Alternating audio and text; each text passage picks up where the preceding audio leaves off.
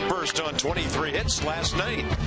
Now the scene shifts to D.C. for a pair at Nationals Park. Jordan Zimmerman, he leads the way in the opener on Masson.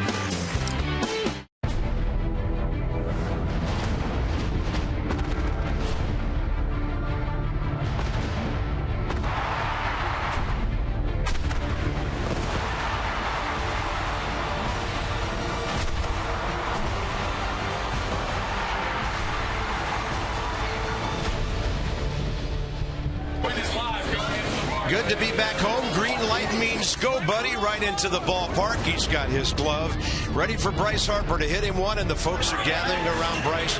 He is so good about giving his time to our fans, young and not so young, every day here at the Yard. Hello, it's us. We're back home. It's a good feeling to be back. It was at one time a 1-3 road trip. The Nats had to rally to make it 4-4. And for a 4-4 road trip, it was pretty exciting. There were some great moments in that road trip. Let's recap it as the Nats head back home and try to do some damage in their own ballpark. The highlight, June 10th, Michael Taylor, 4-2 ball game. He goes deep with the 8th inning home run, tied it at 4. So right when you're thinking they're going to drop a couple to the Yankees, Michael Taylor with a clutch home run, then handed the ball to Drew Storer in the 11th, with the lead, and he got his 19th save, 5-4. So highlight of the trip. This one though, tough to top, right? Max Scherzer on Sunday in Milwaukee, 4-0 win. He just so happened to strike out 16 Brewers with one of the most dominating performances you'll ever see, and some of the most awesome chocolate syrup sauce that you'll ever see. And then last night, Wilson Ramos, some position player abuse, 2 home runs off position players, 23 hits, the most ever for a Washington Nationals team, and they won 16-4. So the highlights of the road trip, and now we put on the white unis and see what the Nats can do here at home. Yeah, Nats all-time hit record last night, 23. So Clint Robinson hits the first 2 of his career, one in Milwaukee and one in St. Pete. Joe Ross gets his first career win into Wisconsin. And then Danny Espinosa goes to first base 3 times, makes some great defensive plays, and last evening on base 6 times in a row. Yeah, he did it all. The Nats did it all last night, so hopefully they continue that hit barrage here tonight. A lot of times you see a bunch of fat cats after they get 23 hits, but I think there'll be a lot of loose guys tonight, and you'll see some more hitting. 8 guys with multi-hit games last night. Bryce Harper, of course, in the middle of everything, and he had an early home run that went way, way, way out of Tropicana Field. So it's good that Bryce is doing what he's doing. 3rd in batting average, 1st in on-base percentage, 2nd in homers, 3rd in RBIs, but he needs some help from time to time. He went 12 for 24 on the trip, and this year, folks, he's been on base 48% of the time.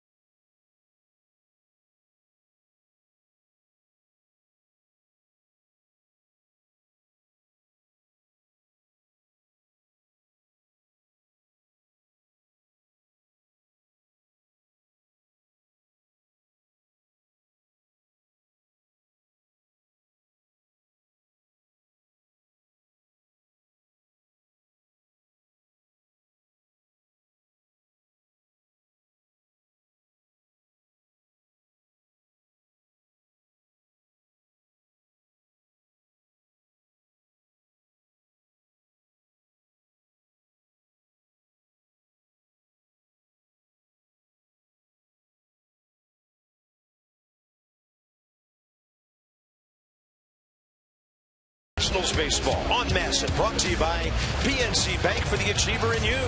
By Jeep, visit Jeep.com to learn more. And by Bud Light. Stay in the game and drink responsibly. Nutrition at the ballpark, nothing like it on the first night back from being gone a week and a half. And the Nats at home behind Jordan Zimmermann tonight. Washington 16-12. And by the way, they'll play 20 of their next 29 on this diamond. And that could be huge the way the last couple of weeks have gone to really get things turned around again. Cloudy skies, 82 degrees at the yard. It's a little on the muggy side. And the Flag's doing nothing at all right now.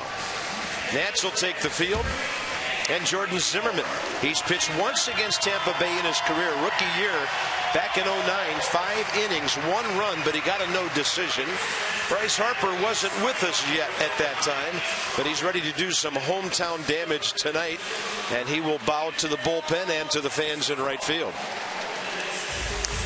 Steven Souza Jr., how ironic, in this ballpark, makes his first appearance since he saved the no-hitter for Jordan Zimmermann.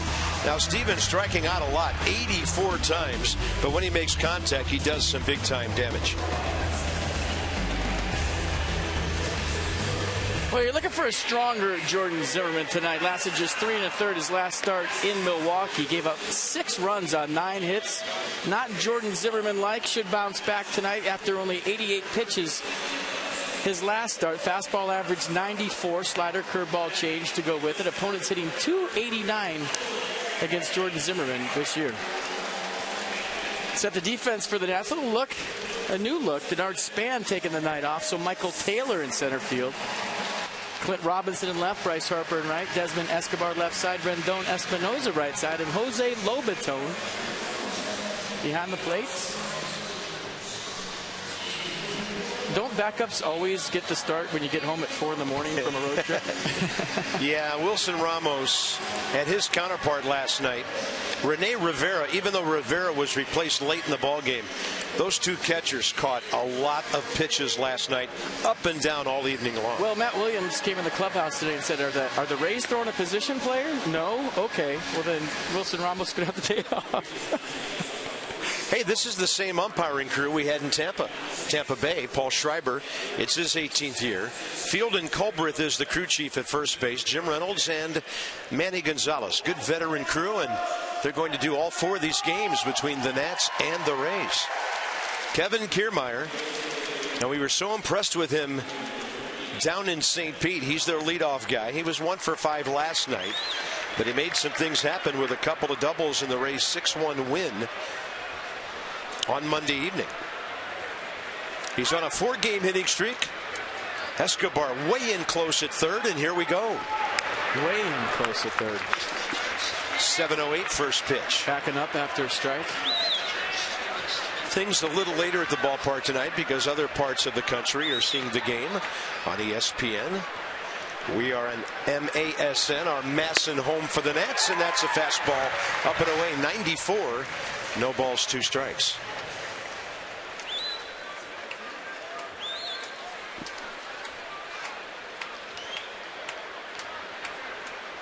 Masson scored 35 runs last night. You know, I read that was only the 2nd time in the history of interleague play when 3 games were decided by double digits between the leagues on the same day. Wow. Crazy offense. Marlins got in on that last night, too, against the Yankees. Masson football team in the house. Clint Robinson in the middle of everything last night. He's in left field this evening. Roy Hobinson. It's a great story. It is. That ball still hasn't come down yet. And people say that about far home runs, but no, literally, that ball still hasn't come down yet. It's an empty stadium tonight at the Trop, and it's still in the catwalk. On the corner for the strikeout. Kiermaier didn't like the call from Paul Schreiber, and Jordan Zimmermann gets a well-placed fastball for out number 1. Coming out easy, too, 95. Right to his spot, and there's Jose Lobaton once again with a nice frame on an outside pitch. He's just so good back there. Jake Elmore. 1 inning on the mound last night, a run on 3 hits, including a homer to Ramos. So back at a more customary first base position tonight, and he's hitting .274.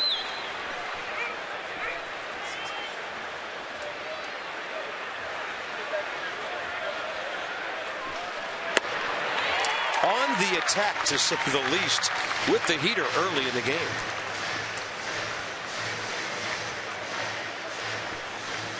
Jose Lobaton's been working those abs. Check it out. Serious six-pack working. And the 1-2.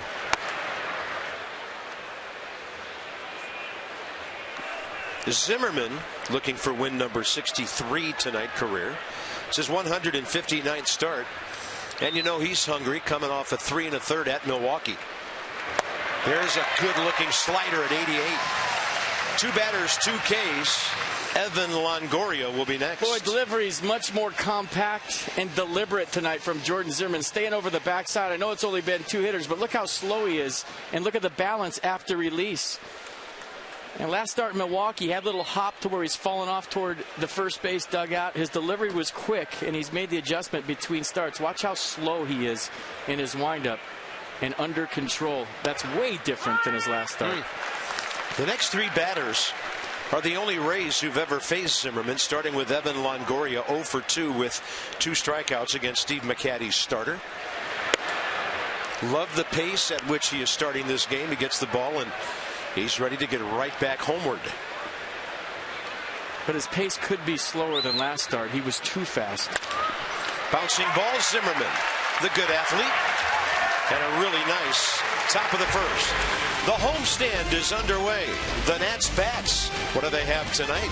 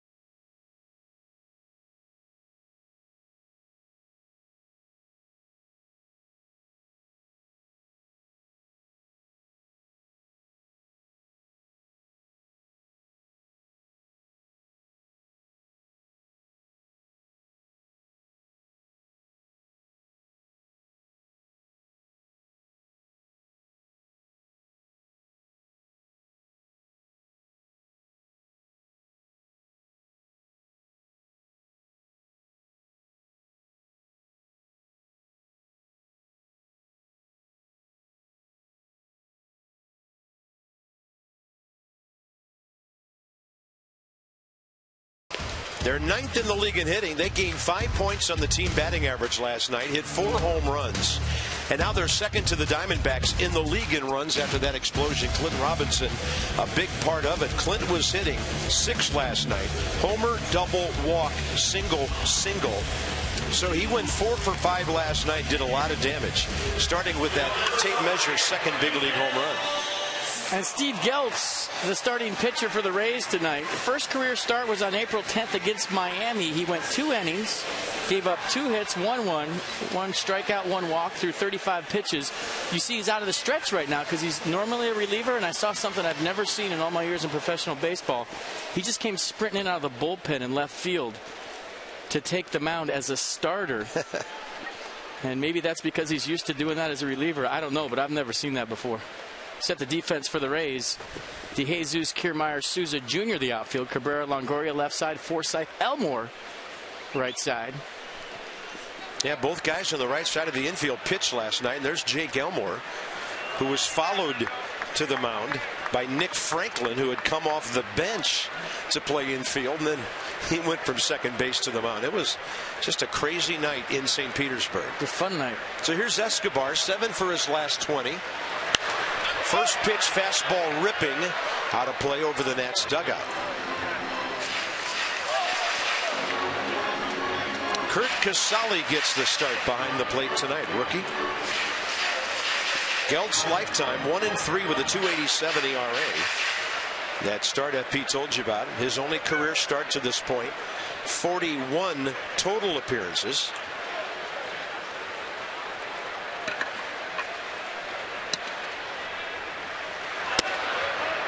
And the fastball just a little bit outside. Casale held it for a while. Fastball 91 and 93. Gelt's right over the top. He'll cut the fastball because of the straight over the top delivery. He also throw a runner inside the righties. And he likes to elevate with that heater with 2 strikes, make you climb a ladder. And working off the stretch.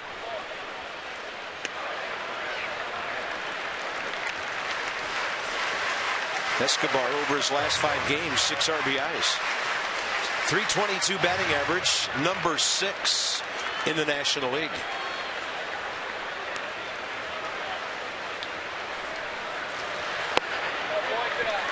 .83 and quite a take by Escobar. So the Nats in one game go from about 5th in the league in runs to 2nd, just 2 behind Arizona. Nationals about 3 weeks ago at this time were leading the National League in runs. Escobar shoots one right side to look out. I just think last night loosens you up as a ball club offensively. Matt Williams had to love what he saw. But now you're not really thinking about, I got to get a hit. You're thinking mechanics, barrel on baseball. You're more relaxed at the plate when you have a lot of hits the night before. That ball pretty well hit to right. Steven Souza Jr. will catch it short of the track. And by the way, Steven got a nice ovation when they put his picture up on the scoreboard while announcing the Rays lineup. Early game notes for you. So now 7 games with 10 runs or more. Only 2 teams have done it more. The Rays have really avoided the losing streaks over the last 2.5 weeks. And Jordan Zimmermann, 19 hits last 2 starts. That is not the Jordan Zimmermann we know. And it doesn't appear to be the Jordan Zimmermann we saw in the first inning tonight. So here's Rendon. Got the game face working tonight. Anthony's on a 7-game streak with 9 hits. 3 of them doubles and 7 walks. So he has 12 hits in 12 games since coming back.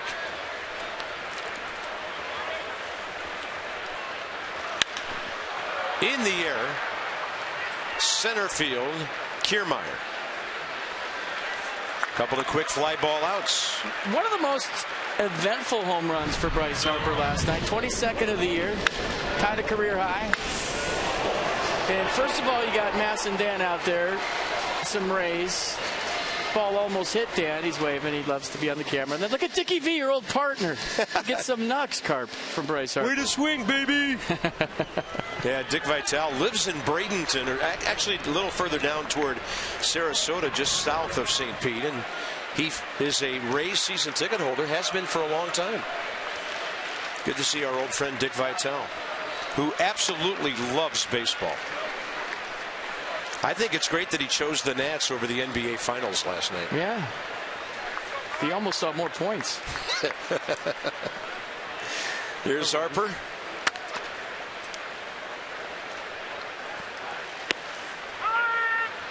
One ball, 1 strike. Outer half with that one.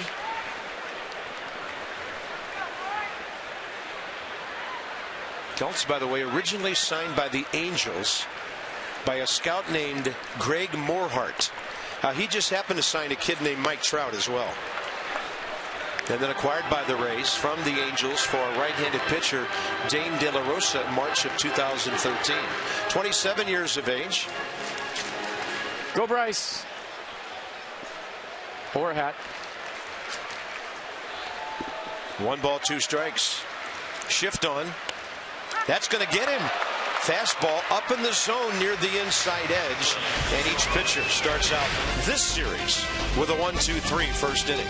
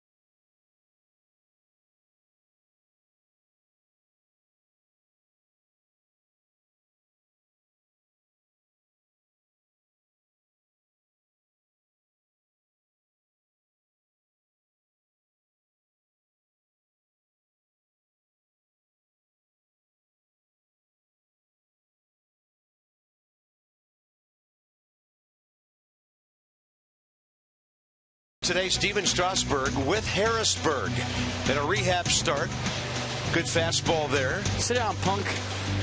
Ooh, nice on the hook, low in the zone. Kidding, double-A guys can hit, so a good test for Steven Strasburg, and the fastball right out of his hand with the bat at the curveball. Looks nice. We threw 5 innings, 71 pitches. Then when he was done, he threw another inning in the bullpen, threw 9 more pitches. They're going to see how he comes out of his next bullpen. 1 more rehab start, and then all systems go if everything looks good. That's good news. PNC Bank for the Achiever and you with our PNC minor league report. And a kid who's got a good arm. We hear he's got a chance to be here. He's ready. Call him up. De Jesus, Forsythe, and Souza. Top of the second for the Tampa Bay Rays. David De Jesus, a Nat for about 4 days, back in 13. And he's hitting .295. He's had the most at bats of any Tampa Bay player against Jordan Zimmerman. 0 for 6 though with 2 strikeouts. Jordan 13 pitches, 9 strikes, first inning. They played De Jesus as a guy who will use the ballpark. Center fielder slightly the other way, left fielder considerably the other way, and then Bryce Harper pretty much straight away. A couple of steps onto the right field grass, Anthony Rendon. 0-2 target away. And even Jose Lobaton can't pull that one. He tried that far back. He tried to snatch it with the glove and create a strike. Just a little turn of the glove, didn't get it. Ball's coming out easy tonight from Jordan Zimmerman early. Easy. That's a beauty. 81. So you're talking about 14, 15 miles an hour between the heater and the off speed. Yeah, it's curveball. 81. I'm still wrapping my head around the highlights from Strasburg, and I expected to see, okay, he's throwing in Harrisburg, that's good news, but the stuff that we just saw, I know it was strikeout pitches, but the fastball looked to be jumping, and the curveball was sharp. And I know we only saw 2 pitches, the fastball and the curveball, but that was more than encouraging. Liked it a lot. Hopefully coming to a diamond near you soon. Here's Logan Forsythe hitting .276. He saw that first ball called a strike, so the other one kind of in on him. Inside out swing to Harper, 2 down. 5 in a row. And Forsythe now 0 for 4 career against Jordan Zimmerman. STG takes us inside the numbers. Lowest home ERA all time in interleague play, Jordan Zimmerman, 1.72. By the way, Steven Souza Jr. getting a very nice hand as he was introduced. Stepping out. He'll actually step out and enjoy it for a while. Well done. Now everybody picking up on it.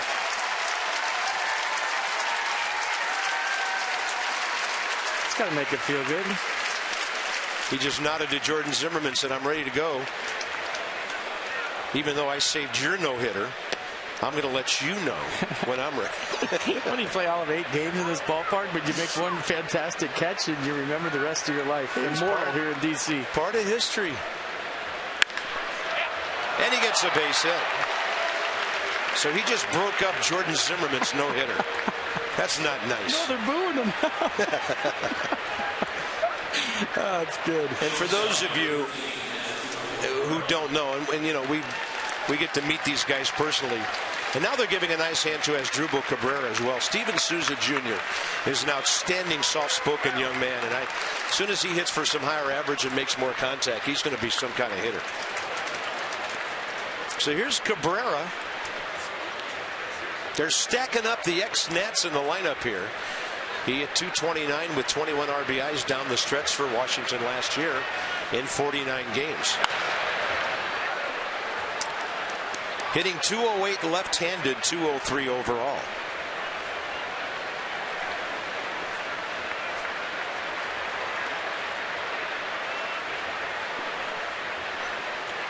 So Souza stepping off there. Danny Espinosa, the first baseman.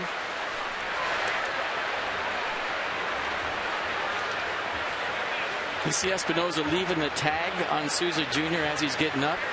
With challenges now in replay, that's a smart move by any first baseman, because if for just a click, if you come off that base and he sees it and he looks at the dugout, you get cheap out.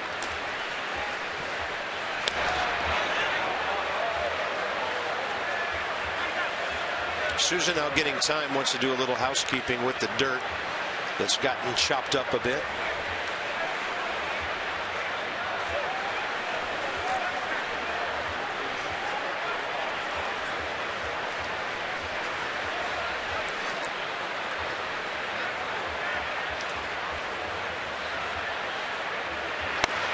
And Cabrera late for 93. No balls, 2 strikes. Asdrubal signed a 1-year free agent deal with Tampa Bay on January 10th. He's made 2 errors all season at shortstop. Target up. Fly ball up and out of there to center. And Michael A. Taylor is under it. Jordan Zimmerman looking very efficient so far. Clint Robinson batting cleanup in the big leagues now. Why not, the way he's been swinging?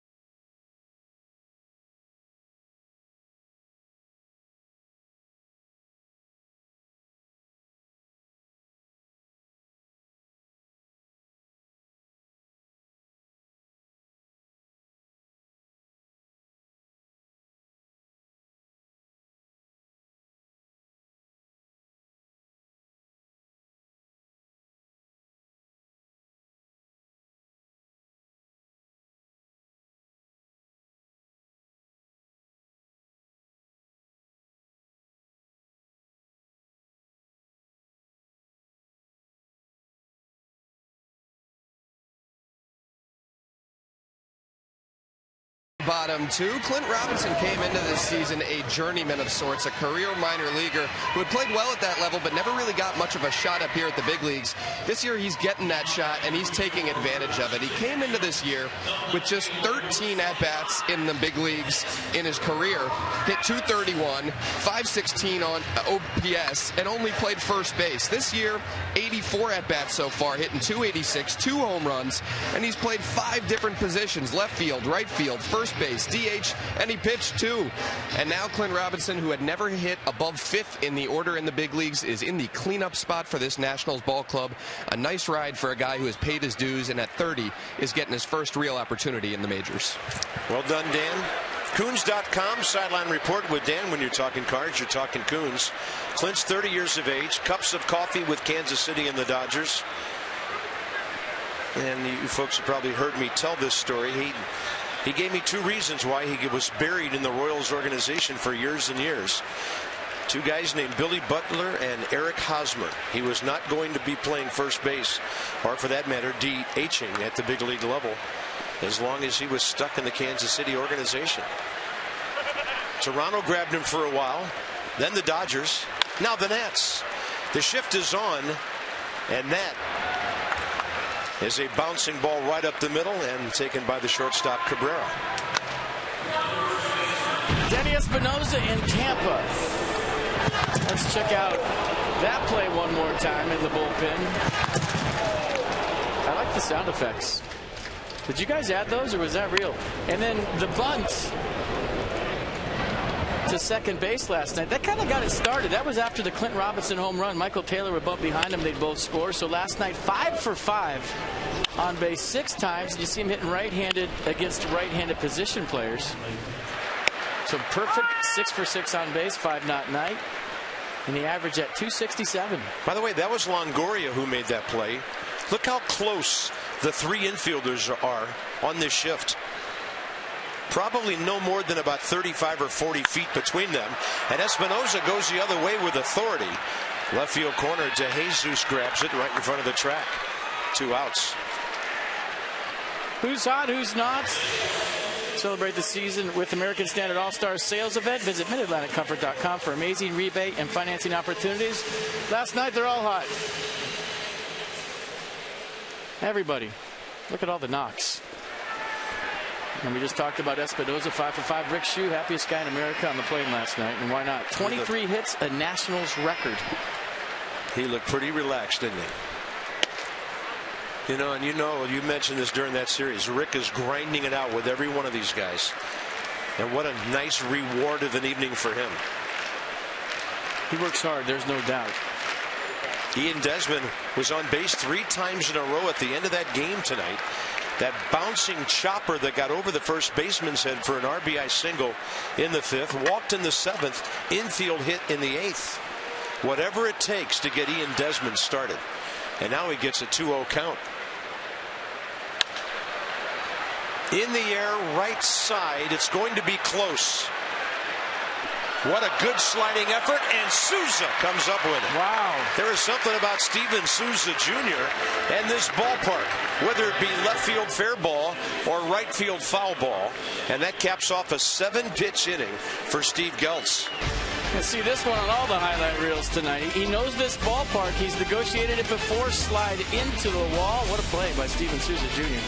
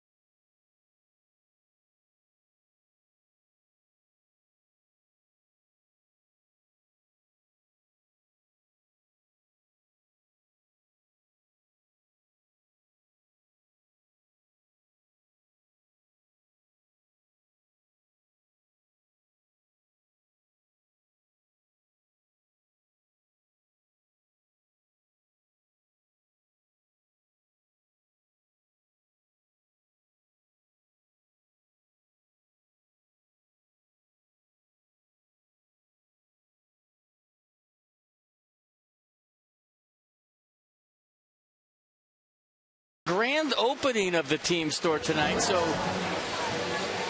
if you're in the neighborhood, come over, grab yourself a Jordan Zimmerman jersey. And it's a beautiful night for baseball. A lot of seats still available. And come see the Nats play the Pirates on June 19th through the 21st. 2 of baseball's premier outfielders in that game. Andrew McCutchen, Bryce Harper. They're going to play against each other. Everybody else has the series off. Great tickets are still available. Go to nationals.com for more information. The Pittsburgh Pirates have won 6 games in a row, 5 of them by shutouts. 37-27, and they're still 6 games back of the Cardinals, who are awesome. Yeah, they refuse to lose. They've won 5 straight. Are we looking at A.J. Burnett and Scherzer on Friday night? Indeed we are. Casale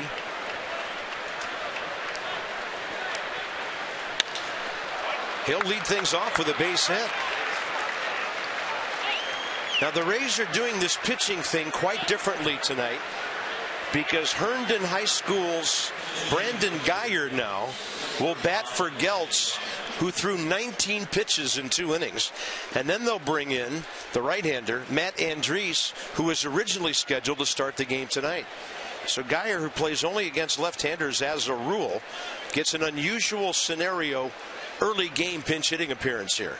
Well, now you're kind of understanding why they used 2 position players in last night's game, because they're going Johnny Allstaff here tonight. Geyer had a triple against the Nats in the ball game with Gio pitch Monday night. That's a double play ball. Shoveled gently from Rendon to Desmond, and a 1-pitch 4-6-3. Bases empty, 2 outs. Is that a quality start? 2 innings, no hits, no runs? No. No? It's a quality something. I don't. A quality relief not a start. As a starter? Yeah, 19 pitches, 11 strikes. You're out of here, buddy. Had a perfect game going, too. How can you take him out? He did. He was perfect. That'll be a hot topic on Tampa Sports Talk Radio tomorrow morning. That's right. How can you take a guy out with a perfect game through 2? Top of the order, Kiermaier struck out looking first time up. Out of play. And a count 1-1 here, top of the 3rd.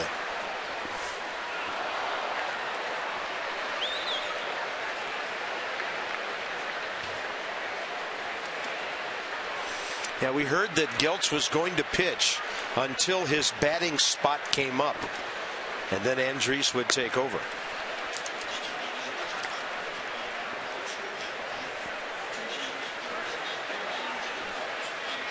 Two balls, 1 strike to Kiermaier. Curveball's been nice for Jordan so far in this one. Just, I mean, reiterating, watch the delivery. Under control. He's staying over the mound a lot longer than he was last start. Fastball with that late life thing at 95. Location is good. Down in the zone. And everybody in the background liking what they're seeing, including the Bat Boys.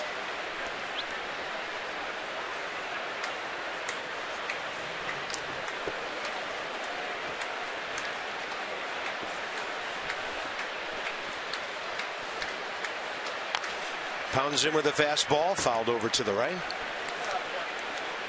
Inside the numbers with STG. The Nats need to play some home games, and they will. Only the Yankees have played fewer. So 20 of the next 29. Nats are 16-12 at home, 18-19 on the road, and this home game is off to a really good start. And that's a 9-pitch inning. Jordan Zimmerman's at 33 pitches through 3, and he is dominating the Rays.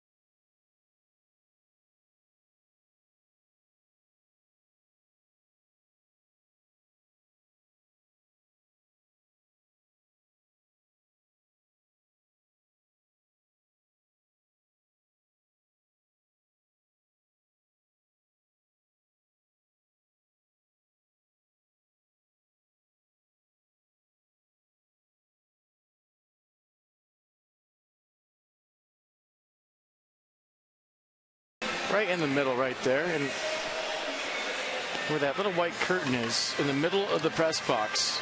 Just a reminder, as you enjoy a cold one, look forward to Miller time later in tonight's game. That's brought to you by Miller Lite, the original light Pilsner. So here's Matt Andriese, primarily with the heater this year. 25 years of age, originally drafted by the Padres, and he came over in a 7-player deal involving Forsythe, Brad Boxberger in their bullpen. And so he takes over here, and we'll see for how long.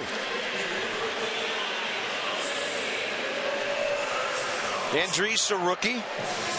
Some Nata dudes, they've been wondering where the ball club's been. Dad, where has the team been? They have almost the fewest home games in baseball, and they're happy to be here.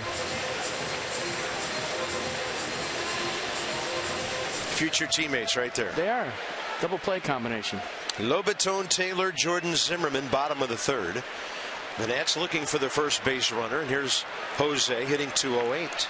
You'll see a fastball, a cut fastball, curveball, and a change from Andriese.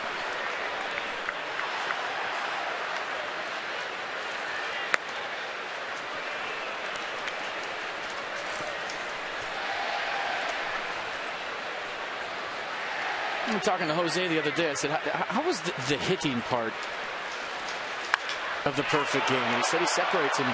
It's not that hard. That ball really's got some carry to it.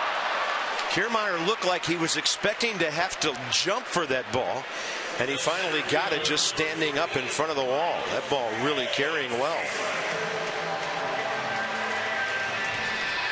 And you're wondering, you're concentrating, you're focusing so much on every pitch in a perfect game. You're working in sync so well with Max Scherzer, who said as much after the game. You know, how much time was devoted to the offensive portion of that game? And he said, hey, I've learned at a young age there's offense and defense, lumber and leather. And if, you know, when I step to the plate, I'm not a catcher, I'm a hitter. Scherzer and Ugla. 2 nights from now, Max Scherzer back on the mound here.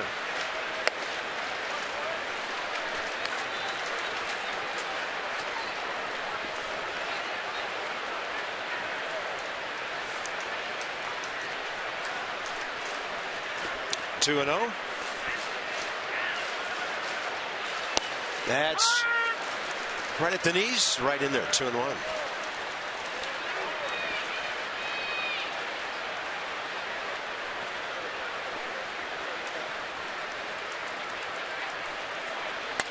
Going the other way. Just to hate these nights as a hitter, because there's no deciphering a guy or decoding a guy. You face a starting pitcher, you get 2, sometimes 3 at-bats off him. You get an idea what he's going to throw you, how it looks coming out of his hand. You go back to the dugout, you talk to other hitters. You know, what did you see? What was it doing? How was his sinker? All this stuff not in play tonight when you're facing a different pitcher every at-bat. And by the way, a footnote on Scherzer, if you're making some ticket plans, he could win his 100th career game on this homestand. He'd be going for 99 Friday, and then the Braves in town next week. It'll be interesting how he bounces back from that 16K performance, but a lot of pitches, huh? He is in some kind of shape. I don't think it'll be a problem. Thought about it for a while, and then Paul Schreiber punching out Taylor on the fastball.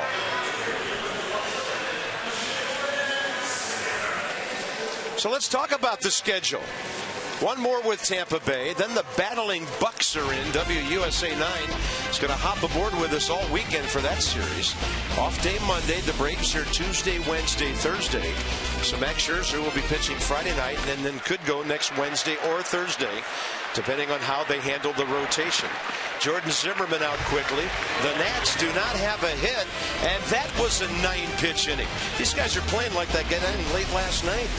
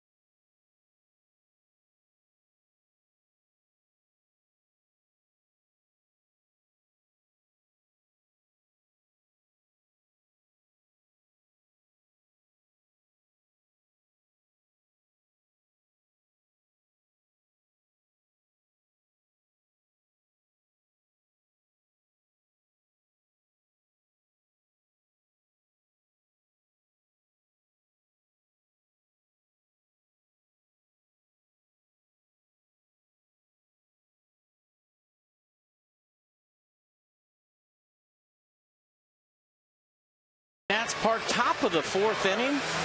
It's time for Toyota Case for Kids. The Washington area Toyota dealers will help children and their families by making a donation of $37 for that. And that. And how about that? And another one. That's to the Children's Inn at NIH for every strikeout by a Nats pitcher this season. 33 pitches for Jordan Zimmerman, 27 fastball, 3 curveballs, 3 sliders so far in this one. Yeah, Jordan's been about twice the pitcher at home this year than he is on the road. 6 road starts, 5.40 ERA. Coming into this one, 7 home starts, 2.58. He was 1.91 in May in 33 innings. Nats, by the way, are 6-9 in the month of June. Certainly can still salvage a very good month out of this. Baseball head. Wow. That's a 2-seam head. It's got good late life. Some sink at the end. He'll cut it at times.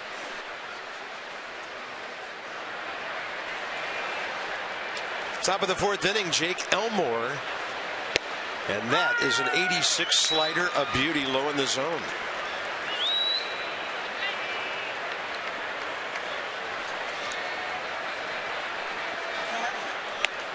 Then he goes a little further out with it. Looked like a strike for a while. Elmore had committed.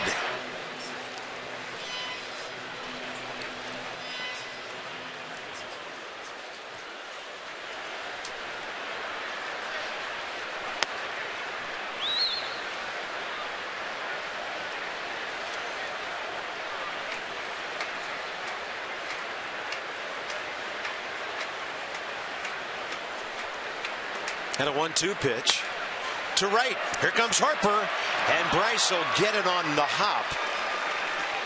Pretty good job of grabbing that ball cleanly with a lot of green behind him.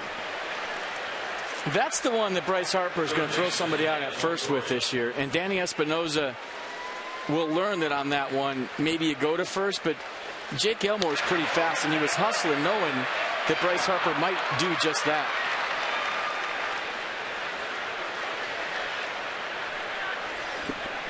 Third Tampa Bay hit, and that brings in Evan Longoria, who bounced back to Jordan Zimmerman first time up.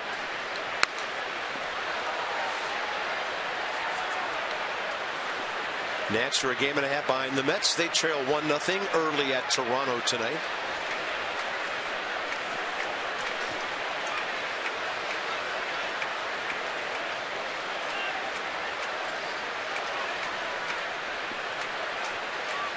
Target in. Got it in there. Easy fly ball, Bryce Harper.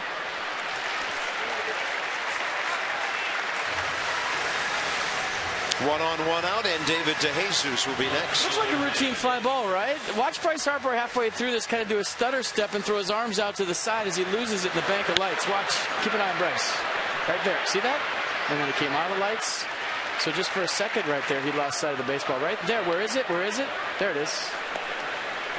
Could have been the lights. Could have been the sky right now. The sky, the exact color of a baseball. So maybe it was the sky more than the lights on the fly ball. Then DeJesus caught looking first time.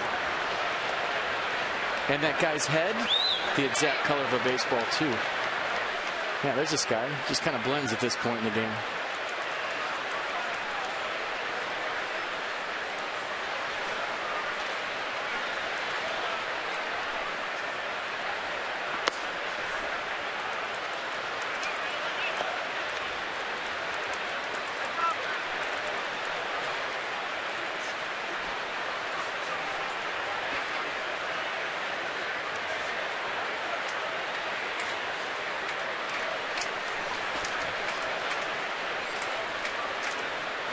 Nats have turned one double play tonight, trying to stay out of it. The Rays start the runner. And then Clint Robinson will drift for this one off the bat of DeJesus. 2 down. Inside the numbers again, STG. We got some numbers for you. The Nats and their opponents have split 12 interleague games. The runs are close, the hits are close, and the defense is dead even. Let me know when they play the Orioles, because that's the only one that really counts. Yeah, the second series against the Orioles will be here in late September. I mean, they all count, but you know what I mean. Matters.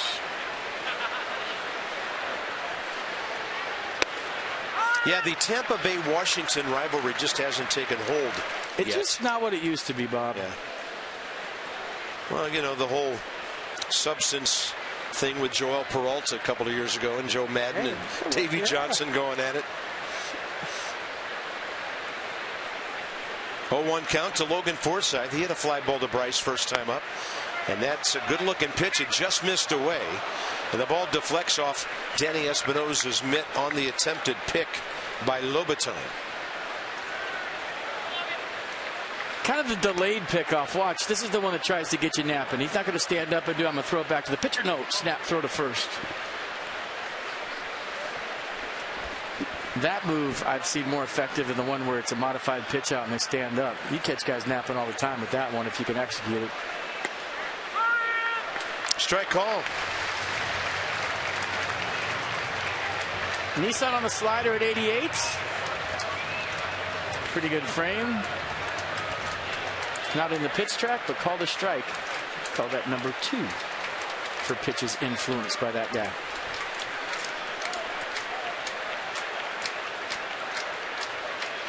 Swing and a miss. Zimmerman's got the heater, and then everything is working off of the fastball. The off-speed stuff looking great, and 4 solid shutout innings.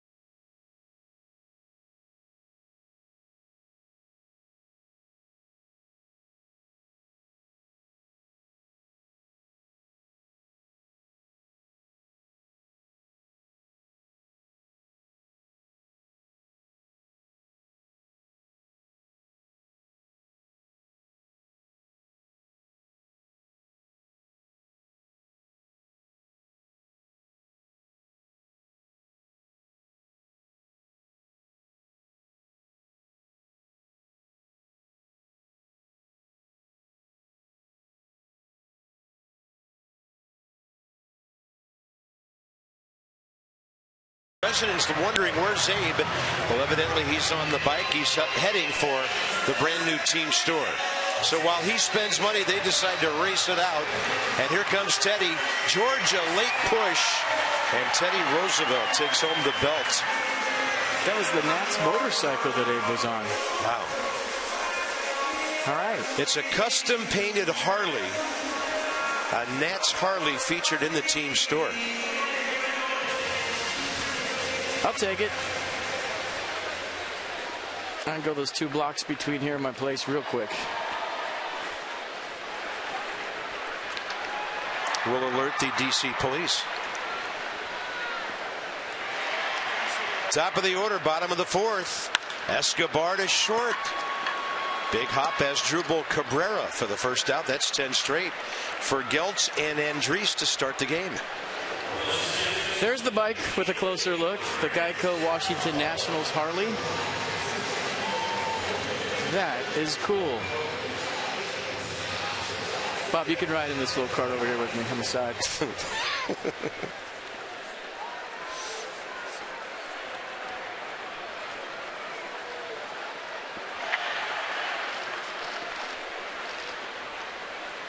Rendon throws, or rather Andriese throws one in there to Rendon. Good looking slide piece. Anthony fly ball to center, first time up.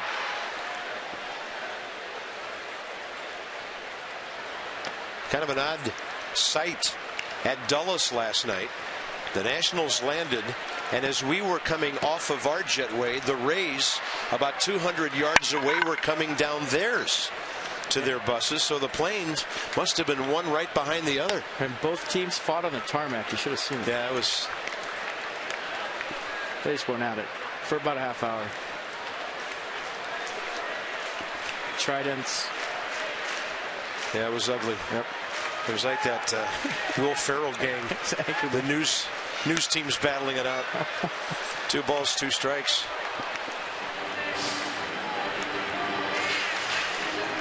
Bryce Harper on deck here in the 4th.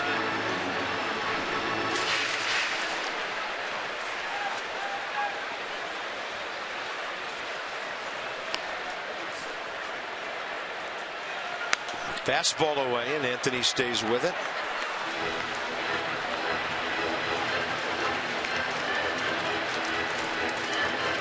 I see this all the time. 23 hits, 16 runs one night, and crickets the next. Yeah. And there's no real explanation for it other than maybe, you know, you're real satisfied with your last game. I don't know. I've seen it so many times, as have anybody that's watched baseball. What are the Orioles doing tonight? They're ahead 2-1 at Philly. I think the night after the Nats scored 17 against the Orioles a few years ago, they scored 1, maybe 2 the next night. Just kind of goes that way. 2-2 pitch. Rendon to right center. It's going to be tailing back to the right fielder Souza.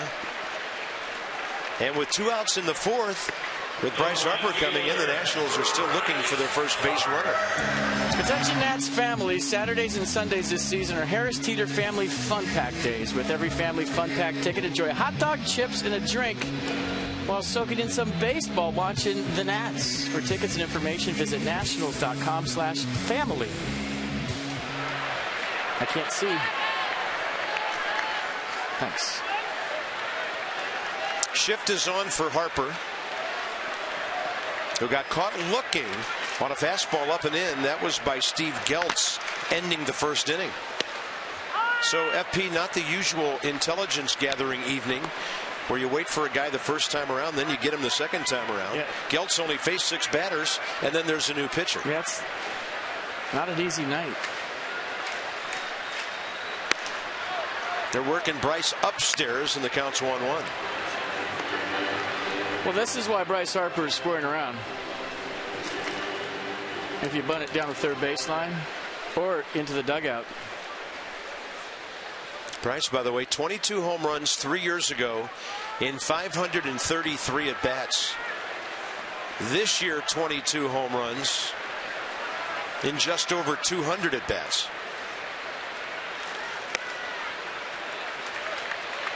So he's got that homer every 9 at bat thing going this year. I mean, single digits. Do you think Matt Williams has like a facial twitch every time he squares around the bunt, like his left eye just twitches?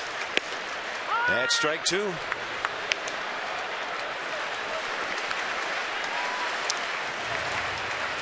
Mercedes-Benz tracks the at bat here and this pitch. Backdoor cutter at 88, just catches the outside corner.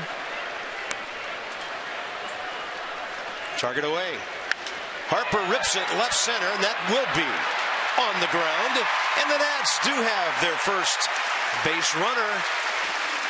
The 12th man up tonight finally gets aboard. No, had to wait a while for it tonight, but there goes the no-hitter. And Bryce Harper with a nice piece of hitting hands inside the ball. And I'm trying to think of any hitters from the left side that get on top of the high pitch better than Bryce. Most left-handed hitters, low ball hitters, you very rarely see them raise up to get on top of fastballs. But Bryce Harper is good as anybody hitting the high pitch from the left side. Batting .500 again, 13 for his last 26. Clint Robinson takes a strike. Hit the ball past the umpire to Evan Longoria, the third baseman, who's up the middle on this big shift. Kevin Cash really moving his infielders around here.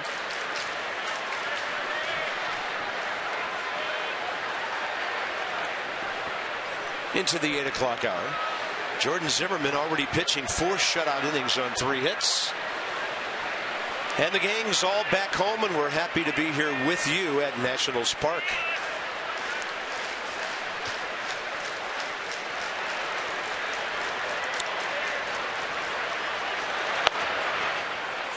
And the changeup outside.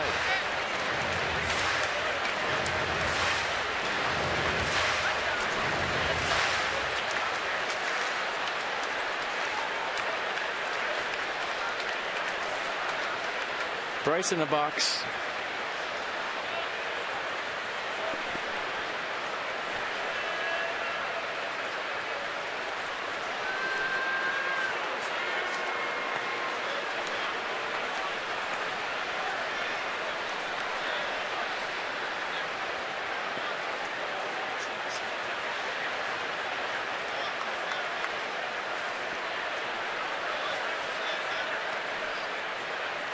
No score, bottom of the 4th. Robinson pulls it. That can't stop Jake Elmore. So the Nats get their first base hit. Strand Bryce Harper into the 5th inning. Pitchers on top of their games tonight.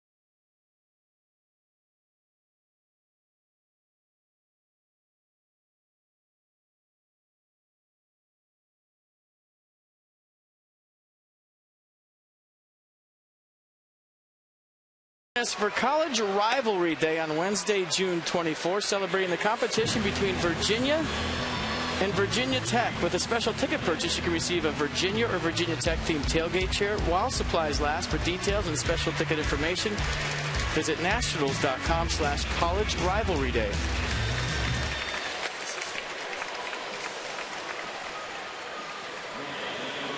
Well, no umbrellas needed.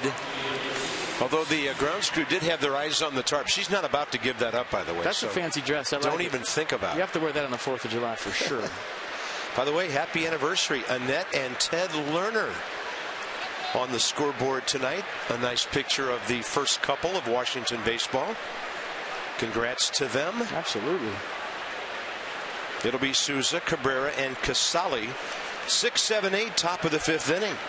Jordan Zimmermann has gone to 2-ball counts and only 2 batters, and nobody on the Rays has had a 3-ball count yet. So that's great efficiency against the first 14 batters of the night.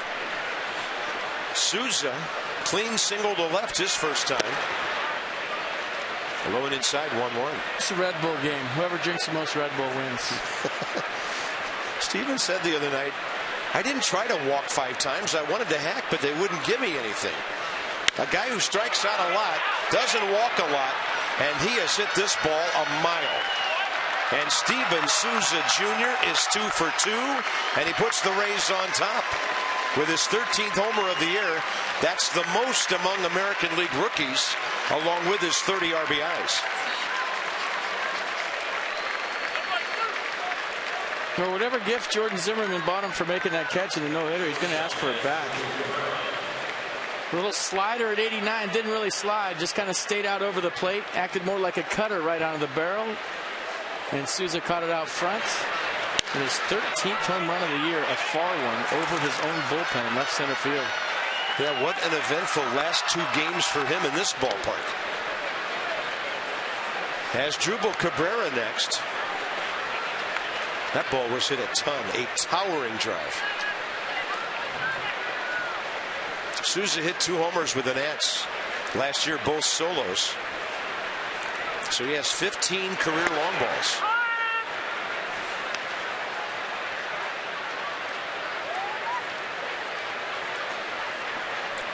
I mean, he was just a man among boys at Syracuse last year before the Nats got him to the big leagues.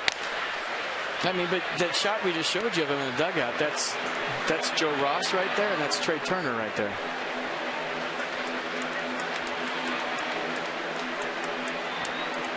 That's right.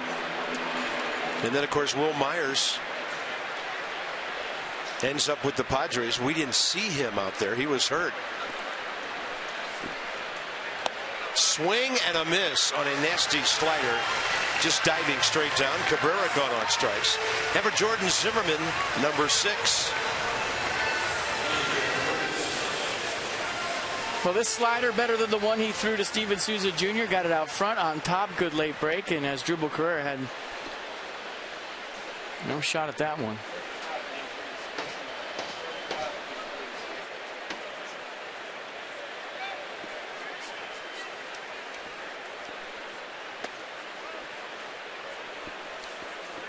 Kurt Casale, the catcher, base hit. Left center, first time up.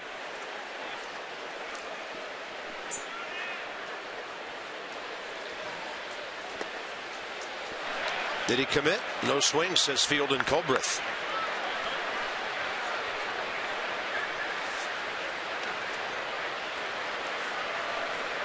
Casale, another one of those major leaguers who came out of Vanderbilt.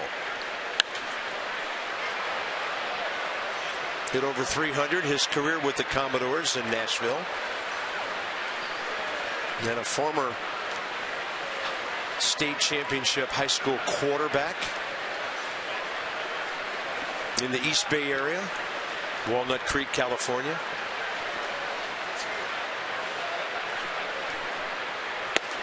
Fastball inside, barely at 94. Well, the way Jose Lobaton held it there, an extra click for Paul Schreiber. He was telling Paul Schreiber without saying anything verbally, he thought it was a strike.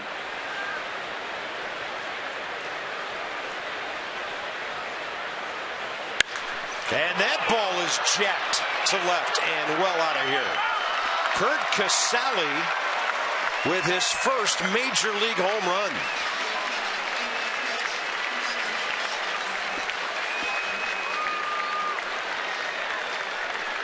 Base hit first time, home run this time, just like Souza, and the Rays lead 2-0.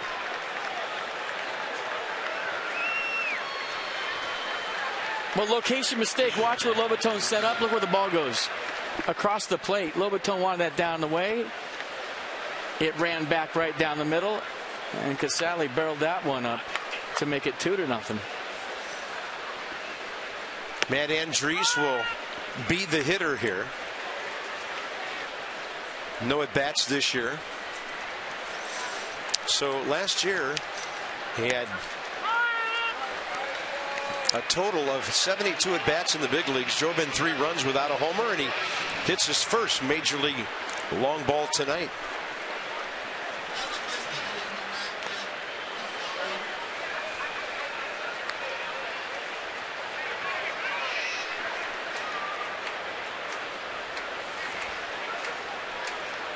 That's where Jordan Zimmerman's got to think, okay, they're bringing in a bunch of guys from the bullpen tonight. 2-0. I should be okay. Danny Espinosa handles a hot shot on the right side. 2 outs. Or he's hoping that he's okay and that his offense can generate more than 2 runs for him tonight.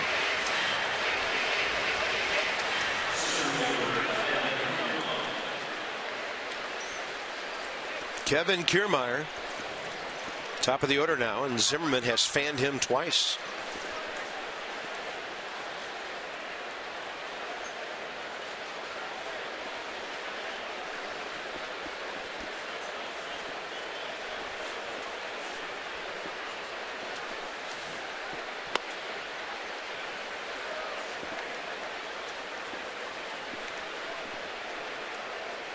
Jordan Zimmermann had only given up 3 homers this year in 77 innings coming in. And really hasn't made a bad pitch all night. The slider to Souza didn't break. And the fastball to Casale just ran back down the middle.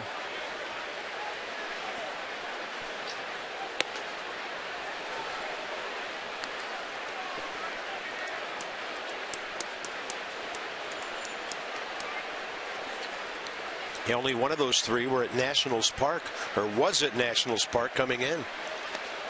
Tries to go back over the breaking ball, and Paul Schreiber took a long look at that. 2 balls, 2 strikes. He took a long look at Jose Lobato and pulled that back in the strike zone. Watch this one. Pulling them backhanded now. Huh? Yeah, that one was, he pulled that one a lot. Usually it's more subtle than that, but he'll take it.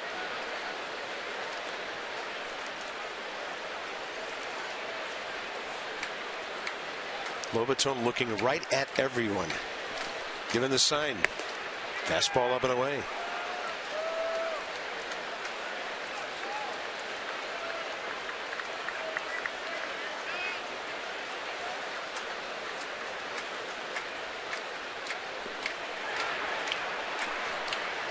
Swing and a miss. 89. Way down there. But 2 home runs. Souza leading off. Casale with 1 out. And the Rays 2-0.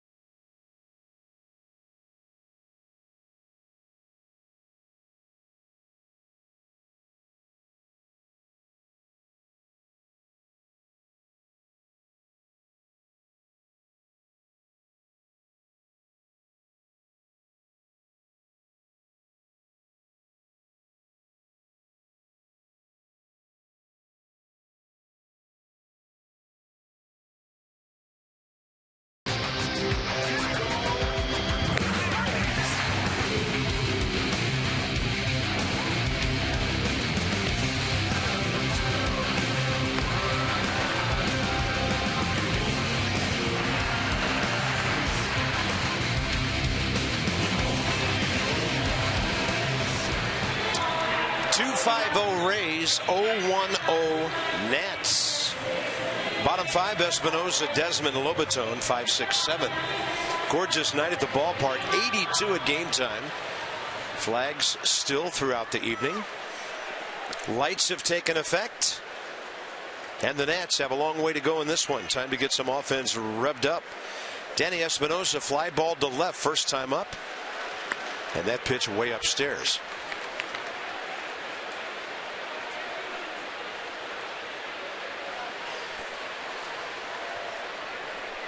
Andriese, 25 pitches, 17 strikes in 2 innings.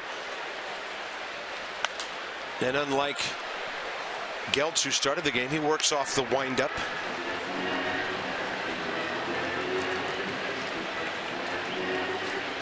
Well, look at the run scored by Danny Espinosa, getting on base. His slugging percentage is second on the team to Bryce Harper. More runs this year than he had all last year. That's something. In half the games. Espinosa left center. That ball trying to plug the gap, and DeJesus over to grab it. And Kiermaier diving to the ground behind him. They're probably going to have a good chuckle about that one. But, you know, he was taking the deep route. DeJesus was taking the shallow route, and he had him covered just in case David DeJesus didn't have it.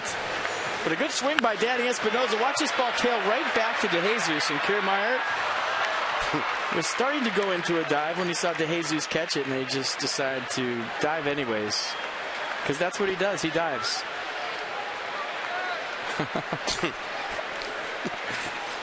Here's Desmond. Up the middle, over the bag, from up the middle, Forsythe, no chance. And Ian Desmond, 2 of his last 3 hits on the infield, he'll take them. And Ian's starting to get on base here suddenly. And almost 3 of his last 3, Carp. You remember the one that kind of broke up the bad luck streak that he was having was a chopper off the plate over the first baseman's head last night. Then he had an excuse me check swing to second, bouncer up the middle. So hopefully for Ian Desmond, things are changing.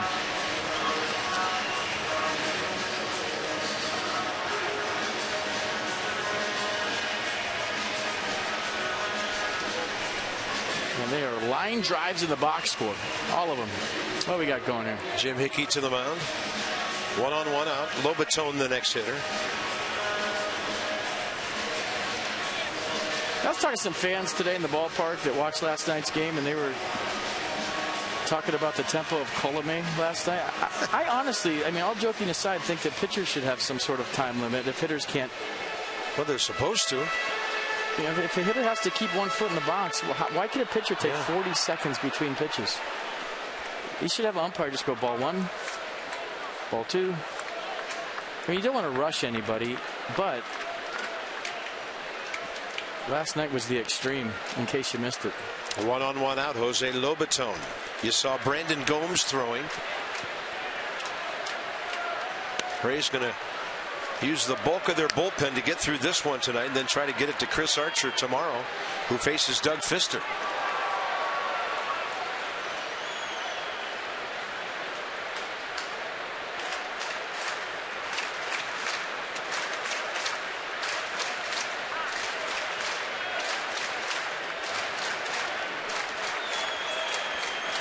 Archer will bring a 7-4 record and a 2 ERA into that game tomorrow night.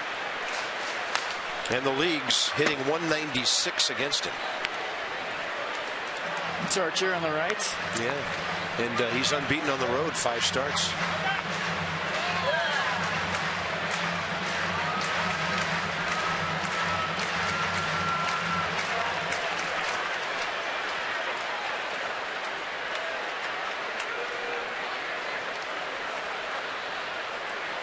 Lobatone back Kiermaier up against the left center field wall. First time up. On a check swing, it's off the screen. 1 ball, 2 strikes. Inside the numbers with Jeep now. 305 on the road with their pitching staff. Their ERA before last night was 3.26 overall. The Nats raised it to 3.44 with that barrage. But that's a Baltimore team that won the whole thing. Or actually 83 is when they won it. That goes all the way back to the first year of the DH. So Tampa Bay doing a good job in the American League on the road. Not easy to do against these offenses.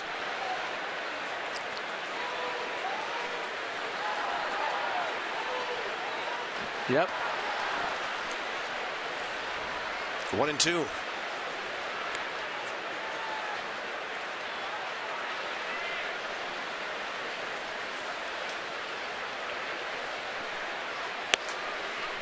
And a ball off the plate evens things up.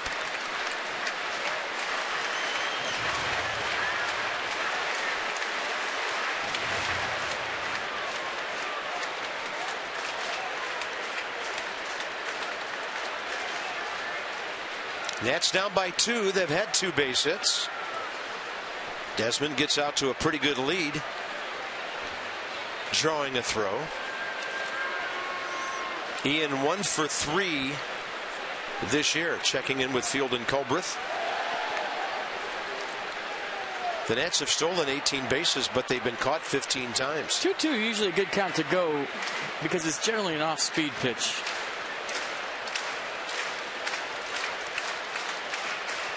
Target away.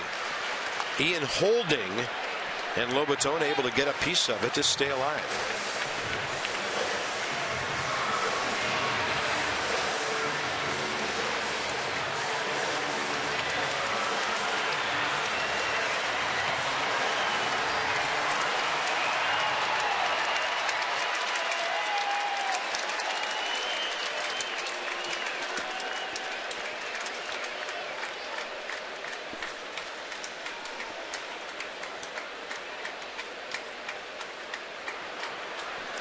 Now Ian's on the move. Ball grounded to the right side. And Elmore just steps to the bag for the second out. And we'll see how they pitch to Michael A. Taylor with 2 outs. Come out to Nats Park on Friday, June 19th. Nats take on the Pirates. Join us for happy hour at the Miller Lite Scoreboard Walk. That's featuring $6 beer specials. There'll also be live music starting there at 4:30. Bob's going to be playing his harmonica. The first pitch is at 7:05. Visit Nationals.com to purchase your tickets today. So the first 15,000 fans ages 21 and up receive that Pilsner Cup by Miller Lite. Sounds like I better get out and shop for a harmonica. Yeah, you better. Or kazoo. Now that I can play. Nice. Taylor struck out looking first time. Upstairs. Pitcher on deck. A good hitting pitcher in Jordan Zimmerman. First base open. Close ball game. What does the number 8 hitter see here? We'll find out. Michael, by the way, has been on base 14 of his last 17 games with 10 RBIs. Or a base hit right here, a 2-out knock would totally energize his dugout. And that's what you need on nights. You know, joking about the Red Bull, both teams getting in late. You need something to energize you, something to get you going. And a 2-out knock can make it a 2-1 game would do just that, but they're not going to give him a chance. Yeah. They went to see what would happen with the count. And Jordan Zimmerman, who has driven in 3 runs this year, has a chance to get him and his ball club right in this game. Well, a base hit by Jordan Zimmerman would really energize his dugout. Jordan has 4 hits this year. One of them a double. And he's driven in 3. He can hack 15 career RBIs with a home run.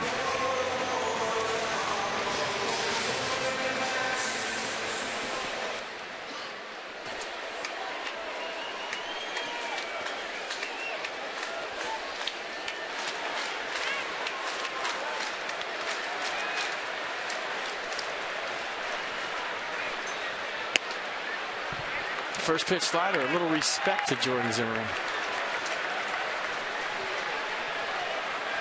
Right fielder Souza shallow. Everybody else straight up, borderline deep. And Zimmerman takes it in there, counts even 1-1. Steven Souza Jr. has designs on throwing out Ian Desmond at the plate on a base hit. And Bob Henley definitely looking at Souza Jr. knowing that he's going to have to make a decision if there is a hit to right. Little tapper left side. Here comes Longoria. Zimmerman a step short. He got down the line very well. And the Nats have now stranded 3 base runners. On to the 6th. It's still 2-0 Rays.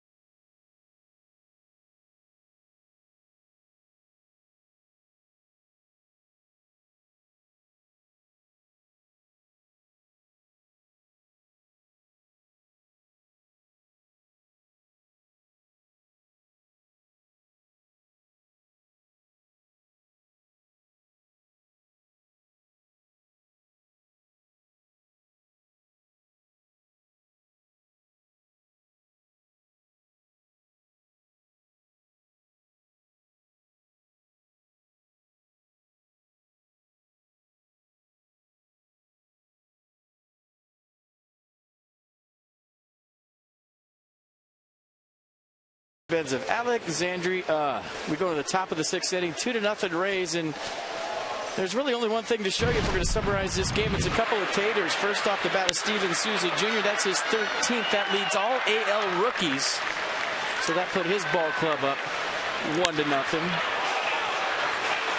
And then Kurt Casale goes deep for his first big league home run on the fastball that kind of slid back over the plate. And that's been all the offense tonight. A couple of solo shots from the Rays.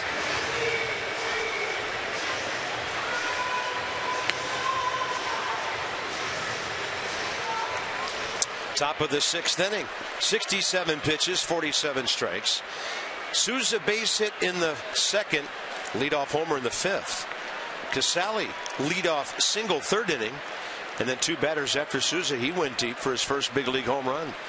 That's all the offense except for the Elmore base hit 4th inning.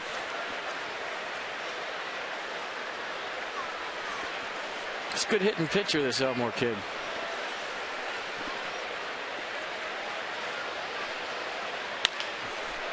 Out to short. Desmond on the charge. Glove, throw, well done. 1 out. And we were kind of wondering last night, nice play by Ian Desmond, why the Rays would go with 2 position players back-to-back. And we said it was the first time since 1990 when Junior Naboa and Dave Martinez did it for the Montreal Expos, that 2 position players pitched in a game.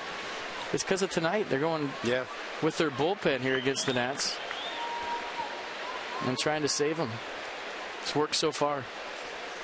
Man, he may use a couple more before this evening's done. So it's up and in to Evan Longoria. Bouncer to the pitcher. Fly ball to right, 0 for 2.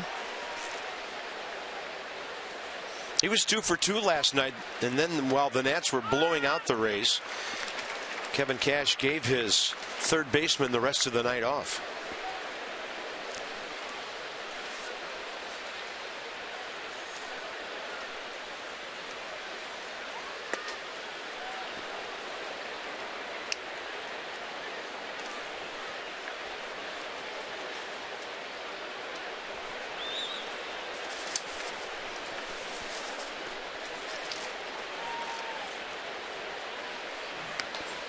Up in the zone, but the breaking ball stayed in there. 2-1.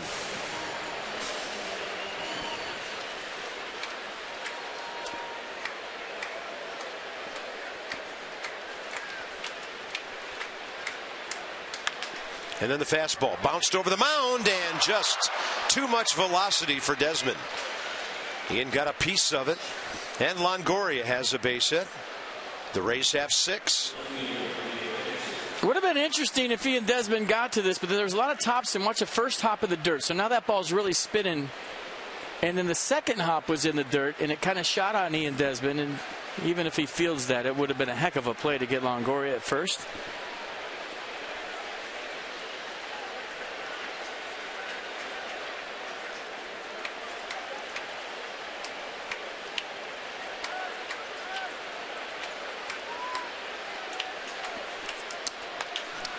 Fastball, base hit. Heading to 3rd, Longoria. Harper gunning it over there. Handled on a hop by Escobar. They keep the hitter at first base. So a corner situation for the Rays, who suddenly have 4 hits in 2 innings. Yeah, that pitch right where Jordan Zimmerman wanted. David DeJesus just went out there and hooked it through the hole.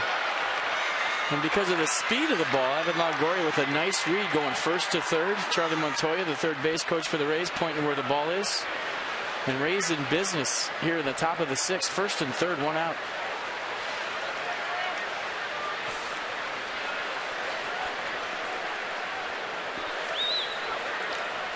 Forsythe, fly ball to right, swinging strikeout.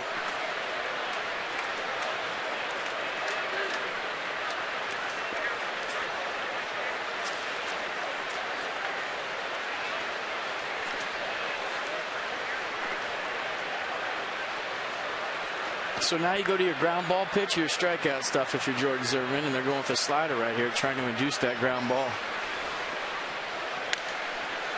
And he had a lot of dive on it.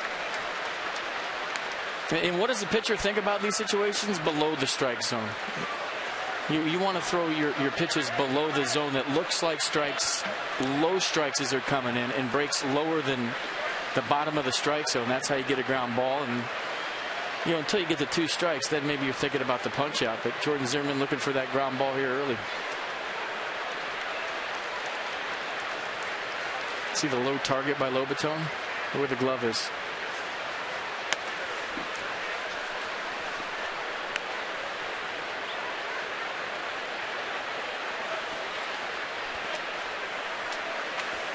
One ball, 1 strike.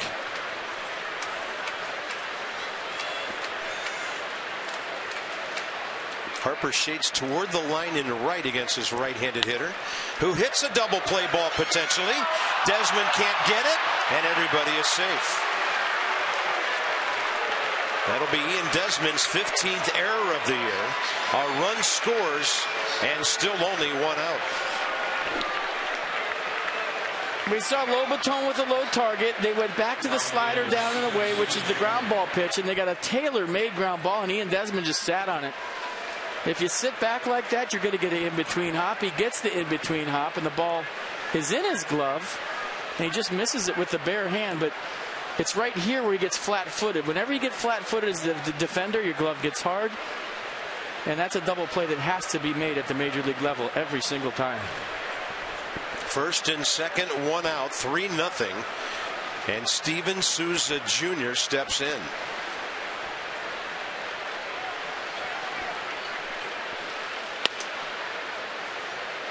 Similar ball in Milwaukee in the first inning that did in Jordan Zimmermann early in his last start as well.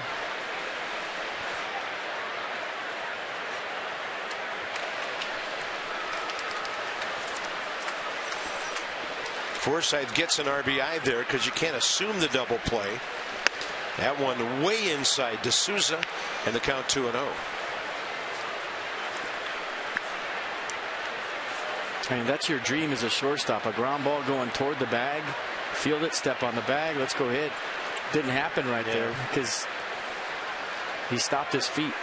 This is kind of amazing. Coming into this game, the Nationals have given up 28 unearned runs this year.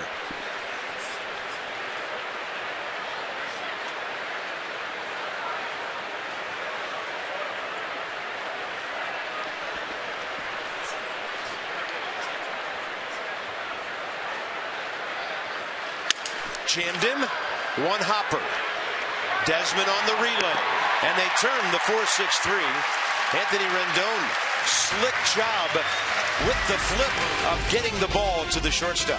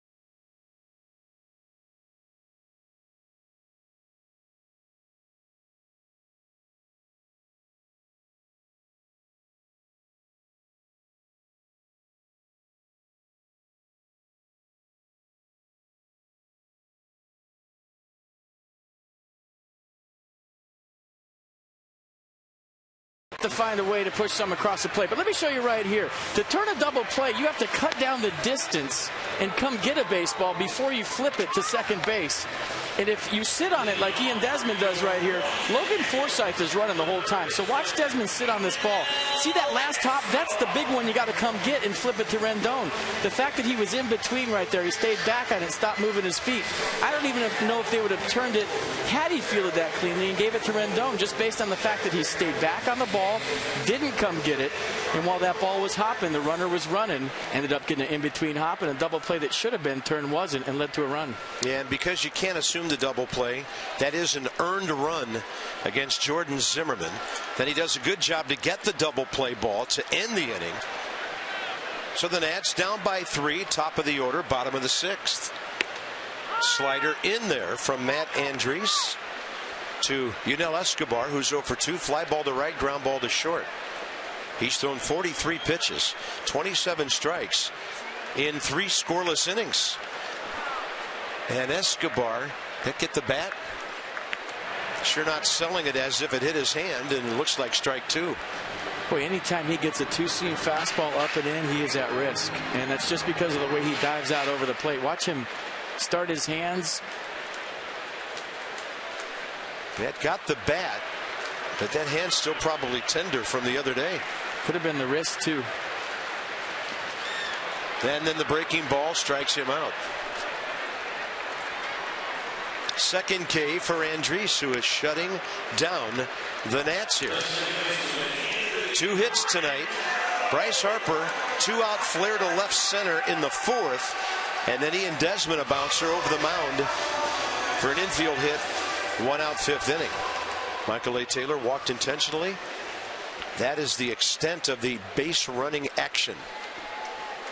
Rendon and Harper now the next 2. Nats need Anthony Rendon on here. Fastball right to the edge.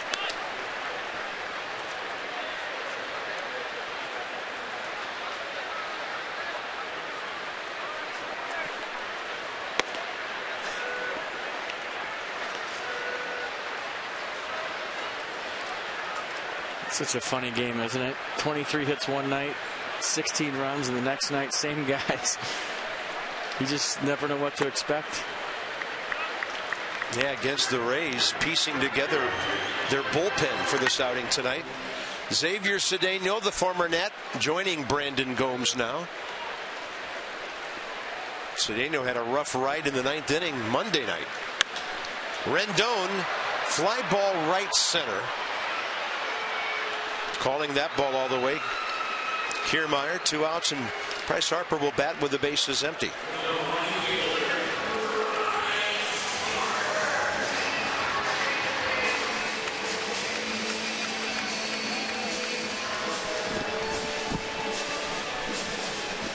They've been pounding Bryce in tonight with the fastballs, and he's well aware of it. First time up, he struck out on a cutter from Geltz. Was jammed for a base hit. Second time up, got his hands inside nice on a high fastball in. See if he decides to turn on one this time up. Right on the outside edge.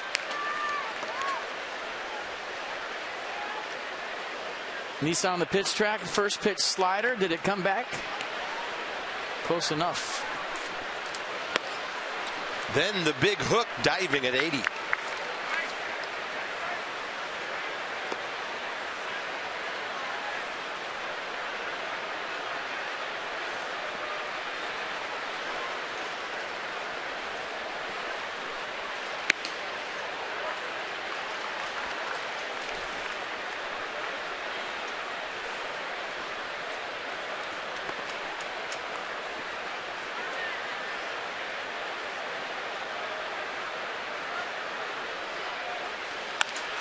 Up the middle. Pitcher couldn't reach it, but that's where Evan Longoria, the third baseman, is playing. And the Nats go 1-2-3 in the 6th inning. Quiet night with the offense. 3-0 Tampa Bay.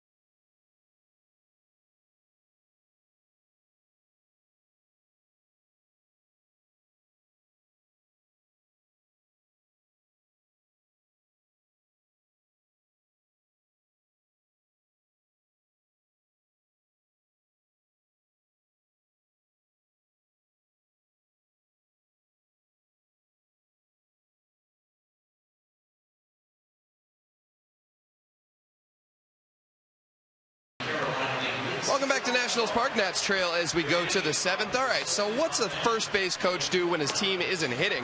Just sits around, probably doesn't do too much, chats with the boys. Not exactly. Tony Tarasco, the Nats first base coach, part of his responsibilities are positioning the outfielders. So before at-bats, you'll see Tarasco come to the top steps. He'll motion to his outfielders, get them in the right position. He has loads of information on opposing hitters and their spray charts or their hitting tendencies.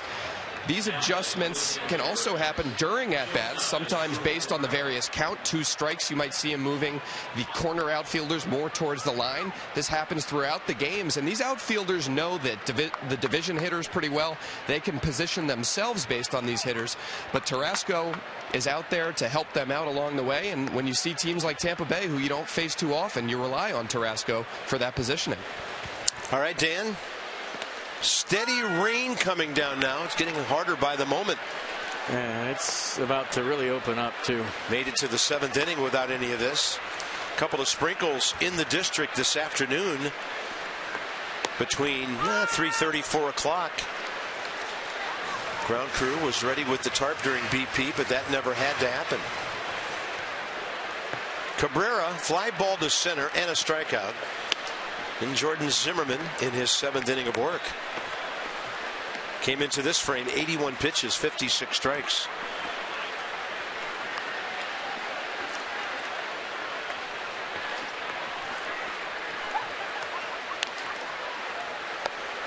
Right now it's the decision of the first base umpire, crew chief Field and Culbreth. It looks like it's raining a little harder on TV than it actually is. It's a steady rain. But they should be able to play through this right here if it doesn't get any harder for a minute. Outside 2-2.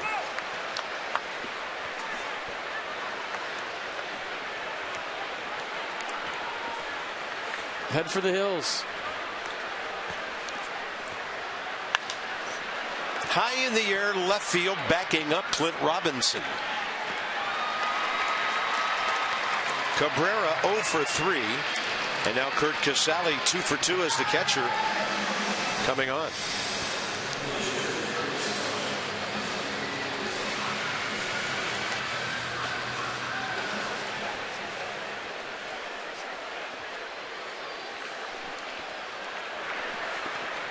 Casale first time base hit left center. Second time first big league homer. Straight away left field. He gets jammed on that one. How to play right side.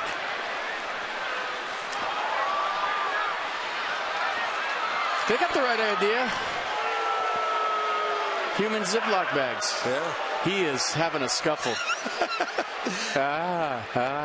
Somebody help. It looks like me trying to get the PB&J out of the wrapper on the plane last night. Where's the tag? Oh God. Oh God. Hello, honey.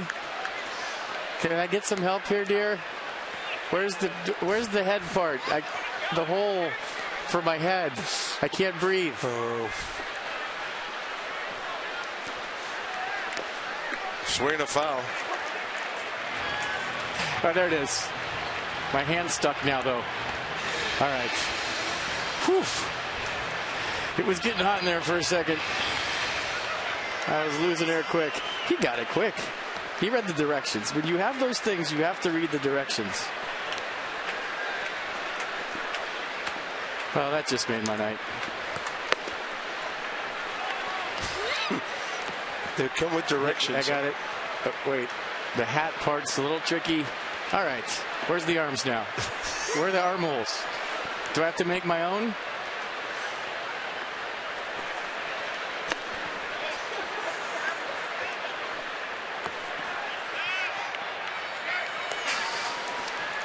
Is it like those IKEA directions where you just have no clue on how to put anything together? Hey, you should see me get dressed in the morning. I'm worse than that. 3-2 with one out. And a slider sitting up, fouled straight back by Casale. 26-year-old rookie who suffered a concussion late in the season at Boston last year, Fenway Park. He took 2 foul balls off the headgear in the same inning, and they had to take him out. He didn't play the rest of the year. Now he has a perfect night with a single, a homer, now a base on balls. And that's Jordan Zimmerman's first of the night.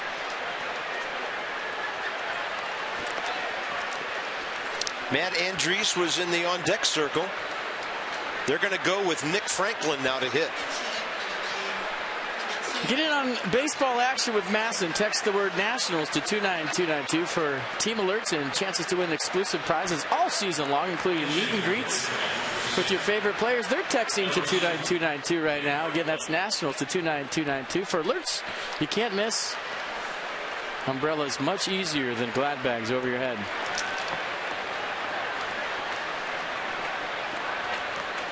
So Franklin, the pinch hitter, 0 for 5 as a pinch batter this year, and he rips one. Knocked down by Espinosa. Denny's got time to just step on the bag, no panic, and a good play for the second out. It's a great play because it's one he's never made before, and we talked about left-handed hitters and you holding a runner on, and this might be the toughest test for Espinosa. You're not used to being that close to a hitter. It's a guy that's played shortstop and second his whole life. So he's further back, time to read hops. Now he's playing basically infield in right there against a left-handed hitter, all different angles, all new stuff. Does a nice job of gloving that ball, staying with it, and making the play. Everything you ask him to do, he goes and does it. Top of the order, here's Kiermaier, who has struck out 3 times.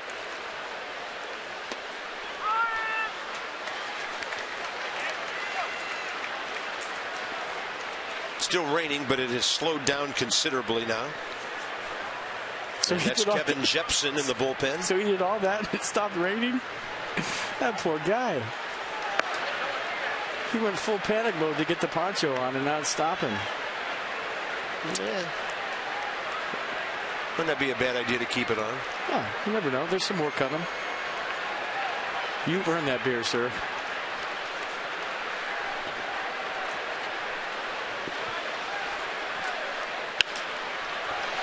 Look out. Pretty good grab. Yeah. Not on the fly, but he knocked it down and grabbed it on the hop. That was pretty good. Yeah, Dad's a hero. I mean, that was a hot shot.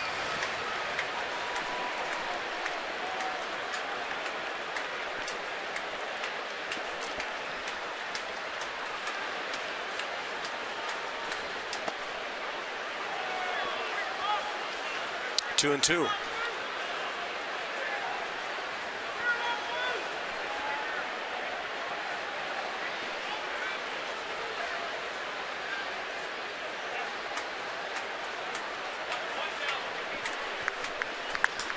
Ball drilled up the middle. Taylor gets to it in a hurry. Casale will be held at third on a very good charge, and a strong one-hopper by Michael A. Taylor. It'll be first and third, 2 outs. Normally, you'd think about sending the runner right here, but Casale, the catcher, the ball got to Taylor quick. Taylor with an above-average arm in center field. So a nice hold right there by Charlie Montoyo, and the line moves to Jake Elmore here. With 2 outs. 8 Tampa Bay hits now, and 5 of them in the last 3 innings, starting with the Souza home run.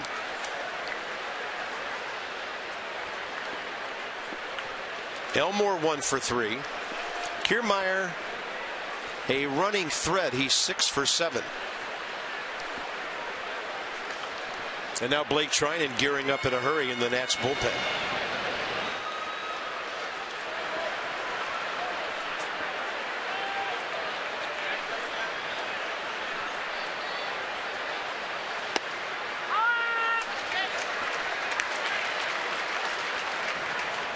I mean, whatever you're thinking about this Jordan Zimmerman outing, this has been strong. He's been under control. His delivery's been slow and deliberate, getting every pitch out front. He's only made really 2 mistakes on the home runs. And it still should be a 2-0 game, and he's hoping his ball club can find a way with 9 outs left. Well, they will be facing a new pitcher, as Andriese was hit for. He pitched 4 shutout innings on only 2 hits. She's taking hers off. Screech helping.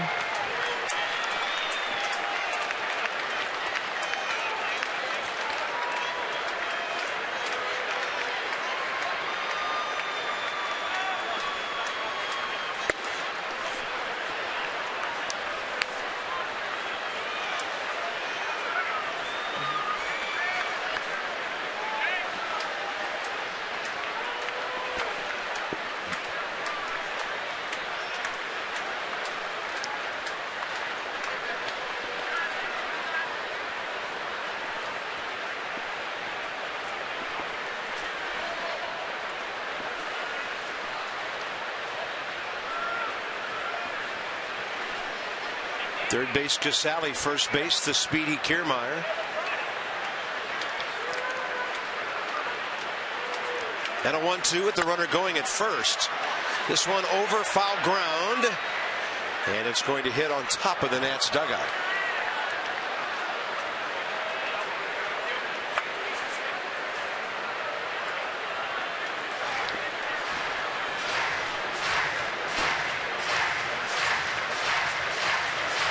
Jake Elmore, originally drafted by the Diamondbacks out of Arizona State.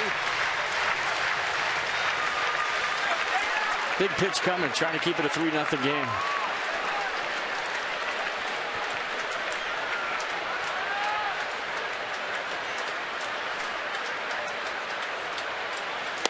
Got in with 80. A fantastic breaking ball by Jordan Zimmermann.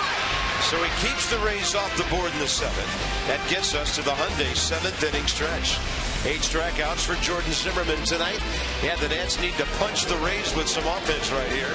Long way to go in a 3-0 game.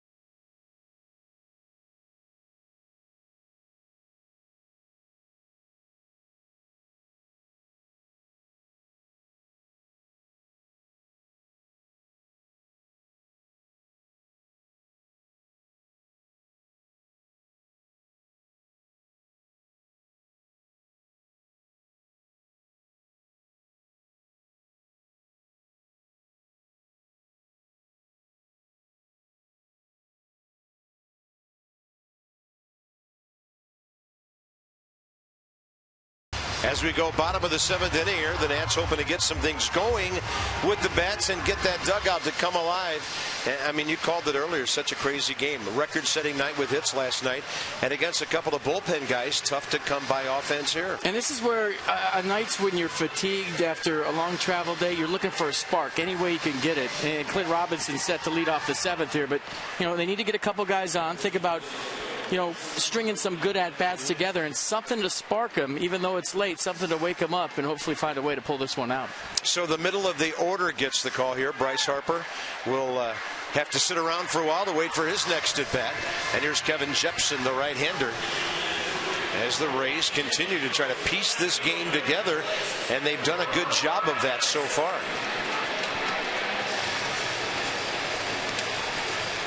So for Jepsen, appearance number 31.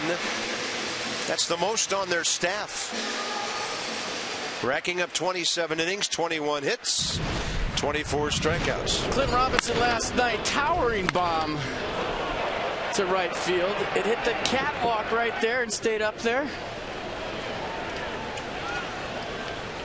And that's the one that got the party started. That was the first run of the night, and the Nats would never look back. 16 runs and 23 hits later. They're just trying to scrap out a couple here tonight against the Rays.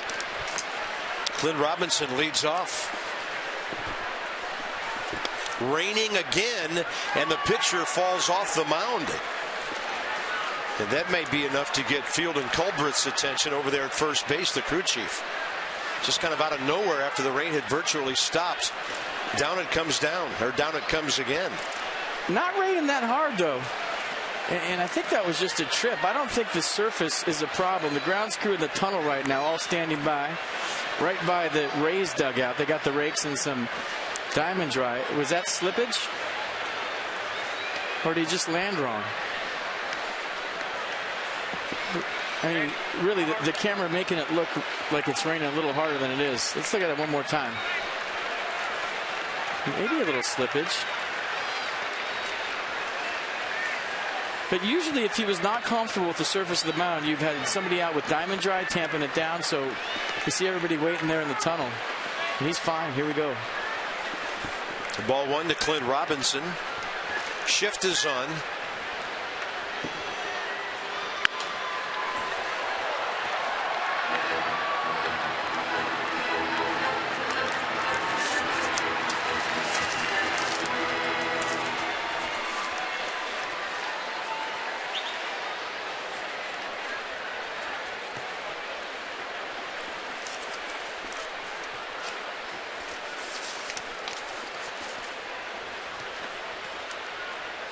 And a 1-1, and that's a fastball that catches the outside edge.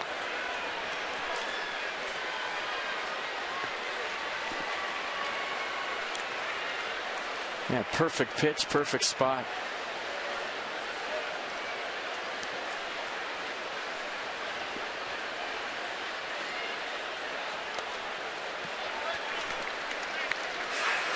And lefty's hitting .231 against Jepson. Righty's just .191, 9 for 47.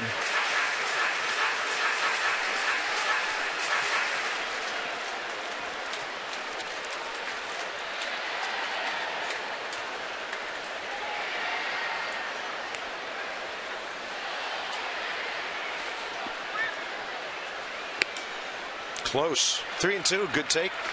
Nats need base runners. Espinosa, Desmond the next two.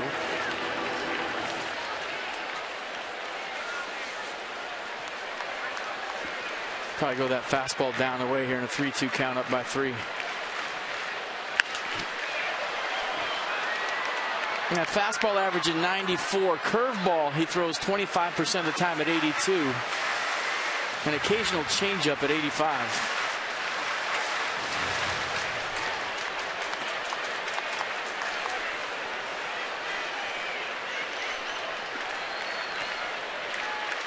Clint Robinson doing a little housekeeping. Yeah, trying to get that water off his helmet.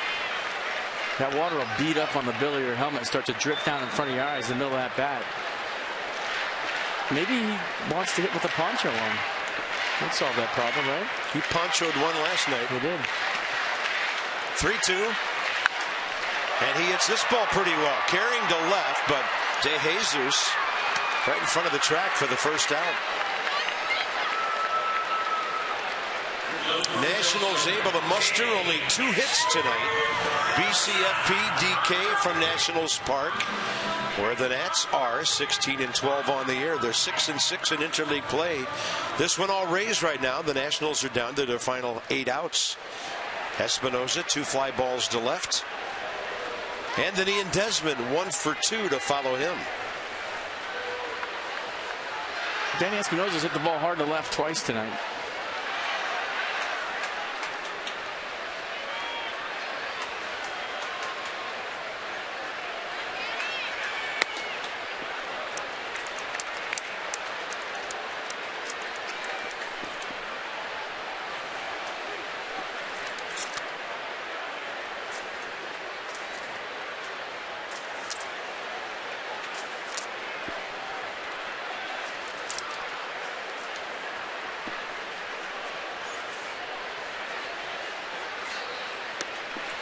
Jepson, another former Angel, traded to the Rays for outfielder Matt Joyce December of last year. Some of the Nats have actually faced him before. Rally shades, rally hat, rally poncho, rally cone head. I can't even see that kid. Good camo. Yeah. And Danny ripping on 2-0.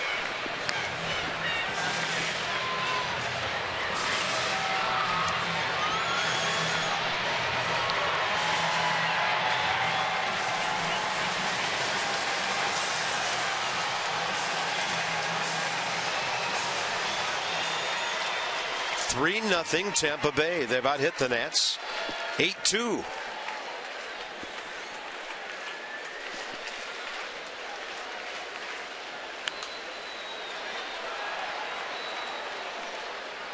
And some of the national guys from ESPN here tonight asking about Espinosa and what's been the difference this year and how he's been hitting left-handed. And I just told him straight up, hey, he hit right-handed all spring training. The first series of the year, he walks up there to hit left-handed, and we're thinking, what the heck? I thought he was hitting just right. But to his credit, he's never lost confidence in his ability to hit left-handed. And despite the numbers throughout his career, every time you talk to him, he still thinks he's a better hitter left-handed than he is right-handed. He's had a heck of a year so far. Yeah. 2-2. Off speed low. Well, Matt Williams said today, he told Danny in spring training, hey, if you want to go over to the left side, you don't have to take all of these at-bats right-handed. Espinosa says, no, I got to give this a try and see how it goes. Can't be hopping back and forth all the time. So Matt admired Danny's commitment to try to do that to help the team. And then when the season started, he had the option of going either way. 3-2, and it's popped up. Kurt Casale, the catcher, just enough room at the end of that rock wall. 2 outs.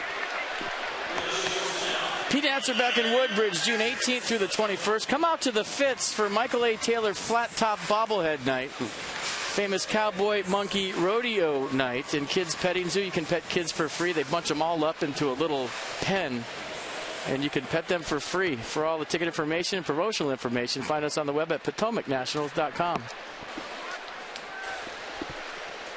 Ian Desmond, bouncing ball, infield hit up the middle last time. He has faced Jepson before, 0 for 1 with a strikeout.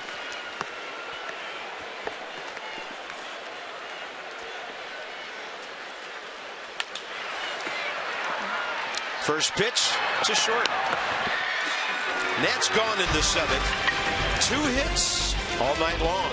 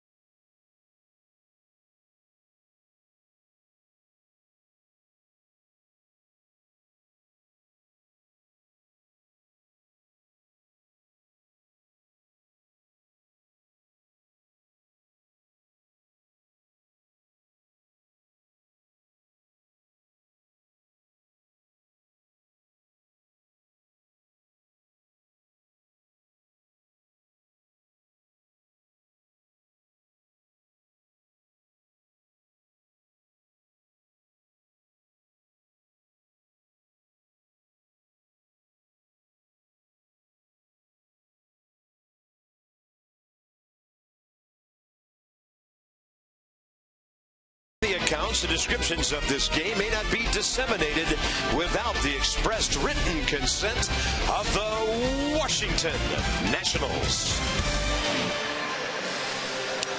On again, off again. This weather tonight, we're playing through it. Top of the 8th inning. And the Nats will go to the bullpen after Jordan Zimmerman throws 105 pitches in 7 innings. Blake Trinan gets the call.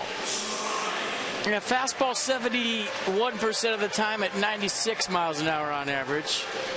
Slider 86. Hasn't thrown a changeup yet this year, so 2-pitch guy. Opponent's hitting 264. Righties just 180. Lefties 350 against Blake Trinan. Evan Longoria leads off for the Rays in the 8th. Base hit last time up the middle. That ground ball that was too hot for Ian Desmond to get to.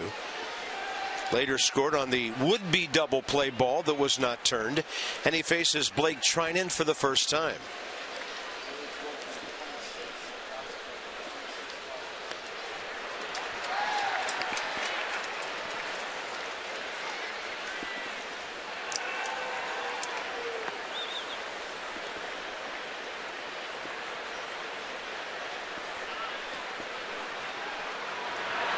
There's that slider, a beauty.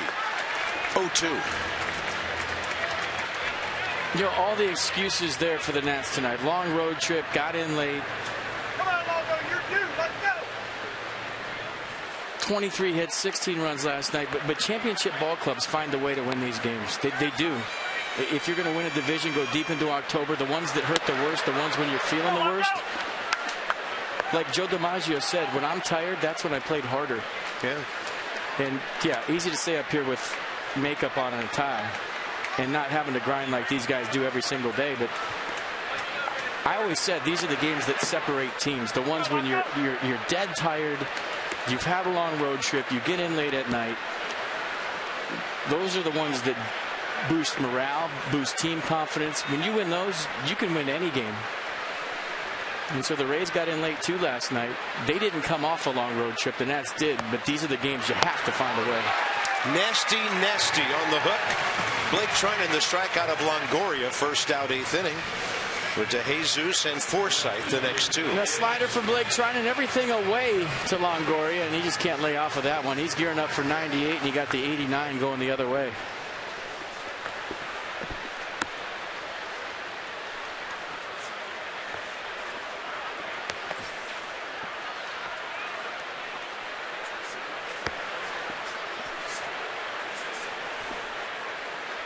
DeJesus base hit to right field last time. And another one. And he's 2 for 4 tonight.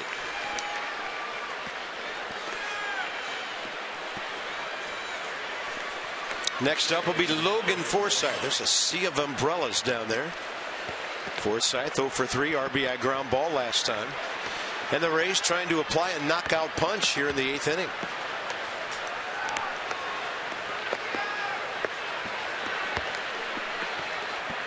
You can hear the popping of the raindrops near our effects mics that are down around the field in various places.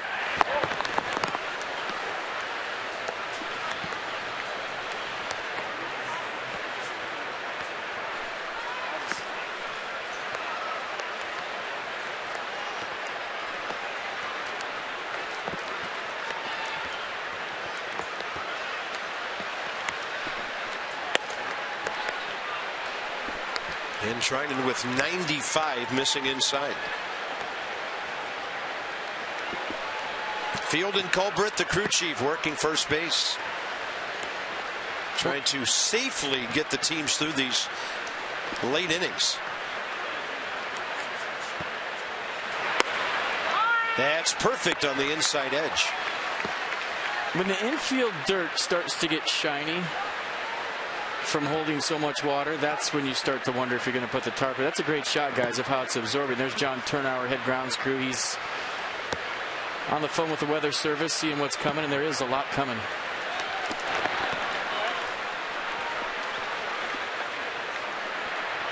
I mean, look, it's absorbing.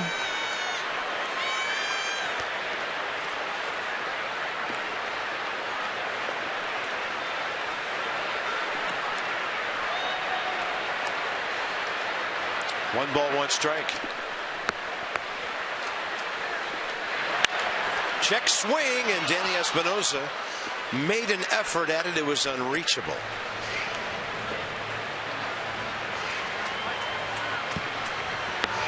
So from the cell phone to the walkie-talkie, communicating with his guys. A lot of them are lined up right behind him in that chute that goes back to the umpire's room at the home plate end of the third base dugout. 1 ball, 2 strikes with 1 out. And a good pick by Lobaton on a breaking ball to his right.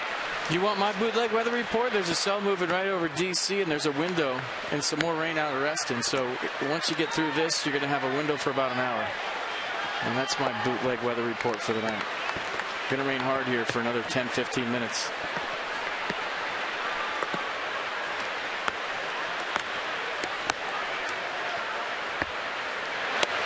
Got him. Throws him with the slider. Forsythe struck out by Trinan, 2 outs.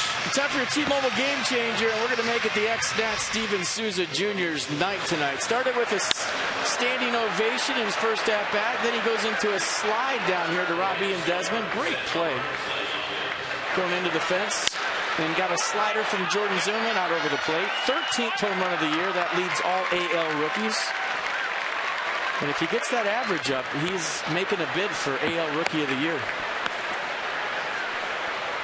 Wow, it's really coming down now. That's a bunt that checks up. Trinan barehand throws it away over the reach of Espinosa. Harper has to charge in to pick it up. Runner coming home, and that throw is offline. Goes into the dugout, and the Nats will get their second and third errors of the year, or of the night, and that's a Little League home run.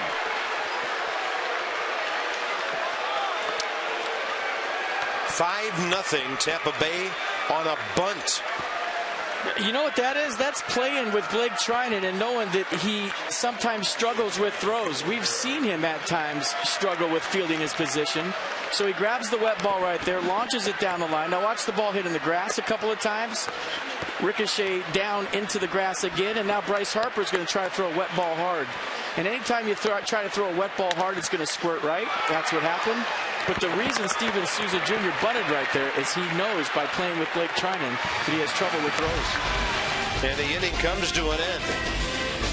2 disastrous runs, now a deep hole in the rain.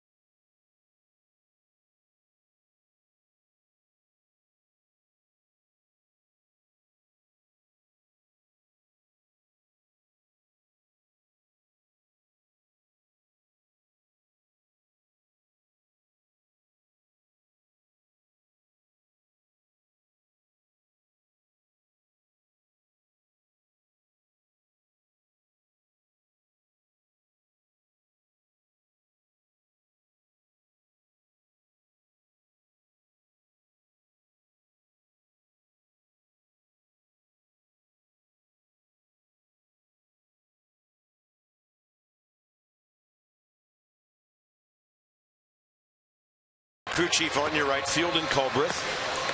And Jim Reynolds, the second base umpire, also there. And Happy mentioned this a few minutes ago. The infield is starting to get very shiny. They put some of the Turfus compound that soaks up the moisture around the pitcher's mound, a little bit around the batter's box. But the infield is starting to get a bit dicey here. 5-0 Rays. That was a bunt base hit, and then both runs are unearned as both runners come around on errors, one by Trinan and one on Harper. Follow the Nats with MLB.com at bat, the #1 app for live baseball. Up to the moment, any moment, in-game highlights, live look-ins, replay reviews, radio broadcast, and StatCast. Here comes the tarp, by the way, and the game will be stopped at 9:18. Get MLB.com at bat for your smartphone or your tablet. He's got his poncho on. Well, they had to do this because the infield is just getting a little muddy and very, very shiny. So John Turnauer's crew now in full cover the infield mode here. They'll get that thing unrolled and then unwrapped in a hurry. And it'll happen prior to the bottom of the 8th. I'm saying not long. But then there's stuff right behind it too. So when that comes, we're done. That's a long rain the rest of the night. So right now the Rays leading the Nats by a score of 5-0. Washington limited to just 2 hits in 7 innings. Lobaton, Taylor, and then a pinch hitter for Trinan due up in the bottom of the 8th inning.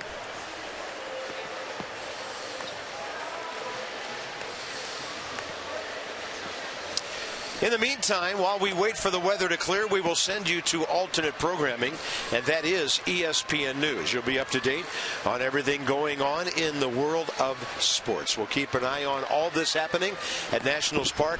When we're ready to resume play, you will not miss a pitch. We'll get you back as quickly as we can. Rain delay at Nats Park, Rays 5, Nationals nothing.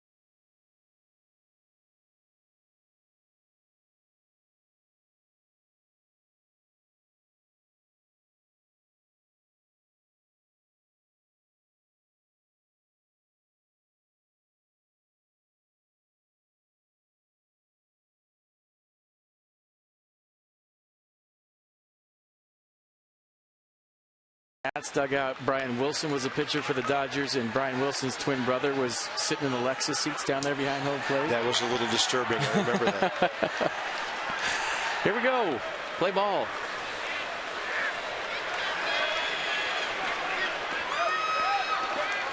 Jose Lobaton stepping in. We will resume at 9:46 with a swing and a foul ball. So really only about a 27-minute rain delay.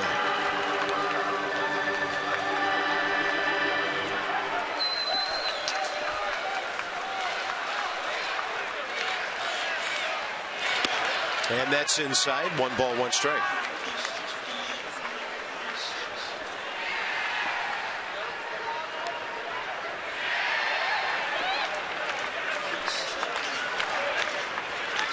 One to Lobaton, and he will pull it through the grass, the turfus, and the dirt to Logan Forsythe. 1 out. Next up, Michael A. Taylor, 0 for 1 with an intentional walk. We see all the turfus out there, soaking up the moisture on the dirt. That's good for today, but for John Turnauer's crew, the real work's going to start when this game's over, having to get all that stuff off the field and get a nice dirt mixture back there for tomorrow night's game. They're going to be here late tonight. Or early tomorrow. Or both. And by the way, Carter Myers, our brilliant statistician, reminds us that Brandon Gomes had taken the mound for the bottom of the 8th inning and doesn't come back out, so he basically appeared in this game without throwing a pitch. Does he have to ice, you think? Probably for the warm-up pitches. It's up to him, yeah. His ERA's intact, though. Taylor, bouncing ball foul over to Bob Henley. 1 ball and 2 strikes. Mets got shut out at Toronto tonight.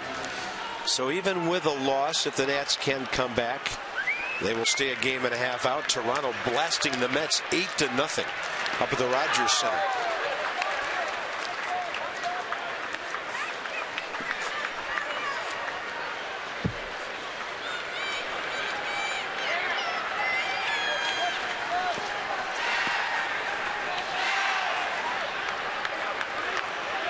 Nats have had 3 base runners this whole game. Fastball upstairs, 3-2.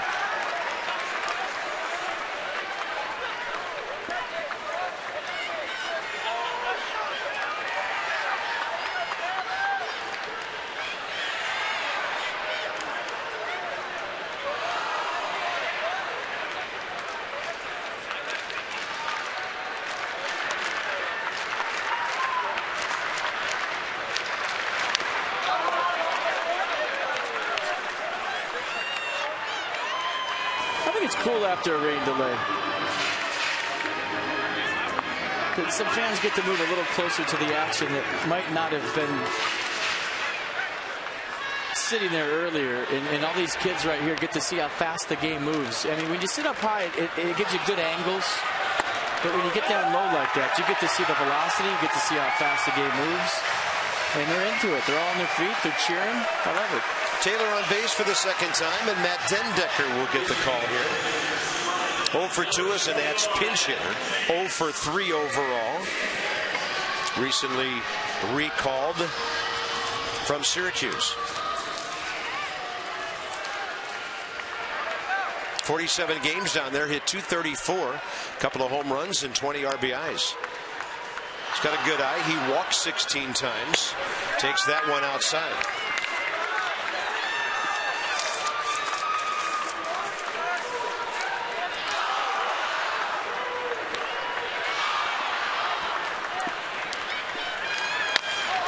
Slow roller right side.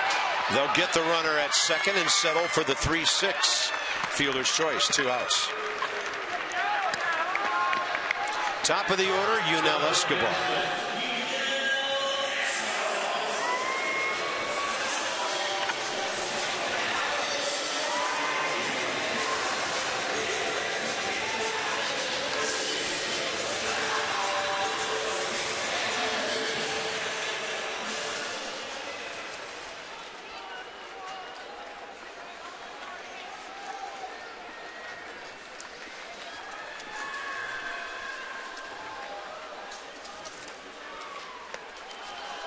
My bottom dropped out of that 93. Good sinker by Belisario.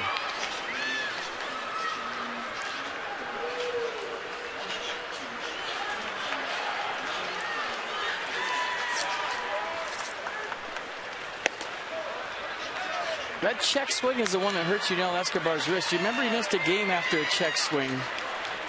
So, you know, he didn't throw that bat because you see him rolling that right wrist. That's the one that hurts. So anytime you start a swing and stop it and put the brakes on, that right wrist is biting.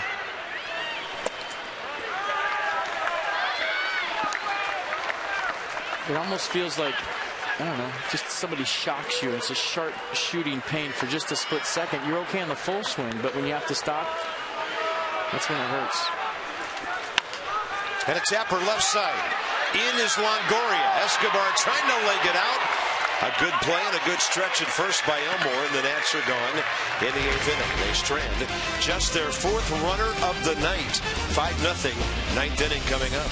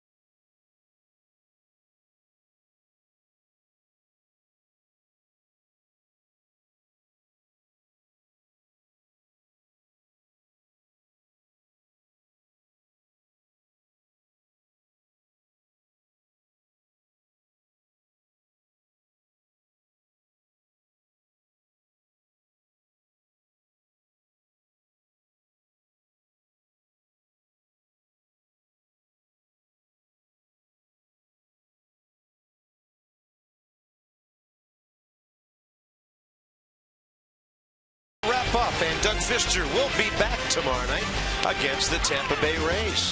Hasn't pitched in a month and 4 days by the time he takes the mound tomorrow night. And that's Chris Archer, 5-0, 0.51 ERA in 5 road starts for Tampa Bay. Overall, he's 7-4 with a 2 ERA. So the Nats have their work cut out for them tomorrow night, and it'll be great to see Doug back and then how long he might be able to go. Casey Jansen takes over, top of the 9th. You see the arsenal. The fastball this year for Jansen has been averaging 87.5 miles an hour. He'll cut the fastball at 86, slider 82. Curveball change to go with it. Opponents hitting 242 against Casey Jansen. And the Rays know him well from being in the division for quite a while.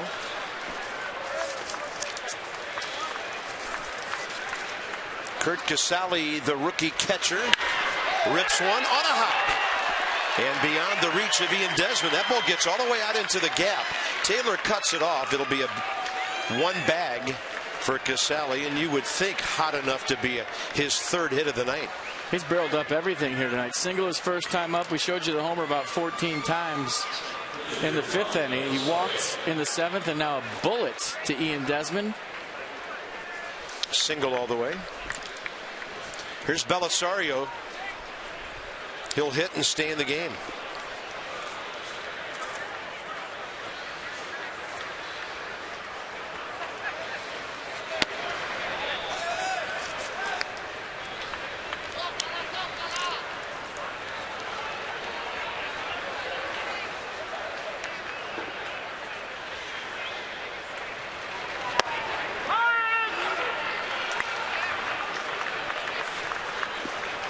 Counts even 1-1.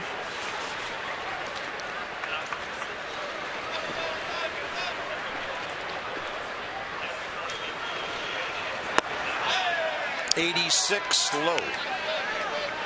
You wonder if he's even swinging here. How many hacks has Belisario taken this year? He was a reliever in AAA, so he's probably not hitting, late inning guy. And you wonder if his skipper wants him swinging here. So let's see. Up 5-0. Yeah. Actually hit the ball decently with some topspin on it. Belisario, big league career, no hits and 5 at bats. No, he's having fun now.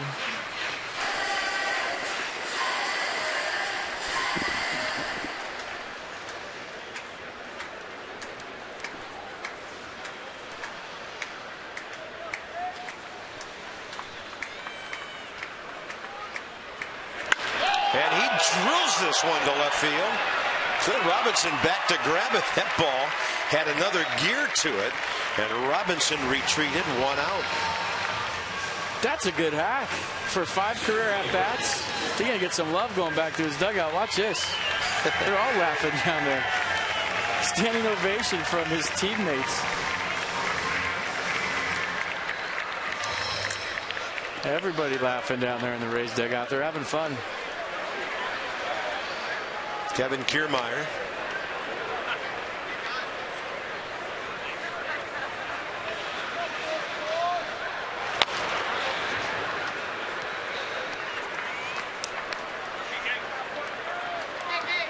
Base hit last time, 1 for 4 tonight.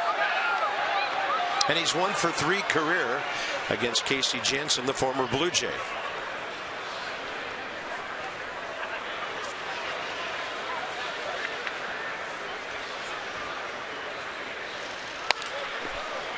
He was way out ahead of that 73.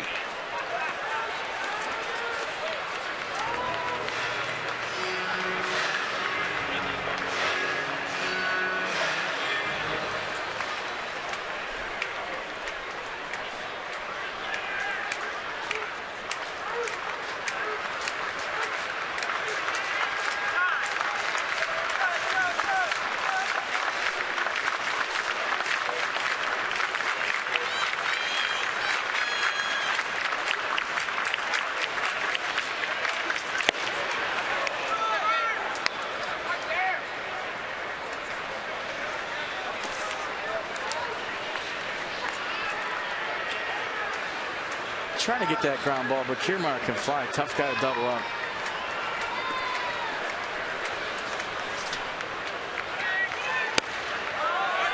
Blown away with 87, close. Jose Lobaton wanted. He's turning around straight talking to Paul Schreiber. Didn't even hesitate to turn around and talk to him. And usually you see a catcher face forward and talk to an umpire. Lobaton stood up, turned around, and talked to Paul Schreiber. That's how much he thought that was a strike. Little flare out to center. Rushing in, Taylor on the run. Michael takes it for the second out.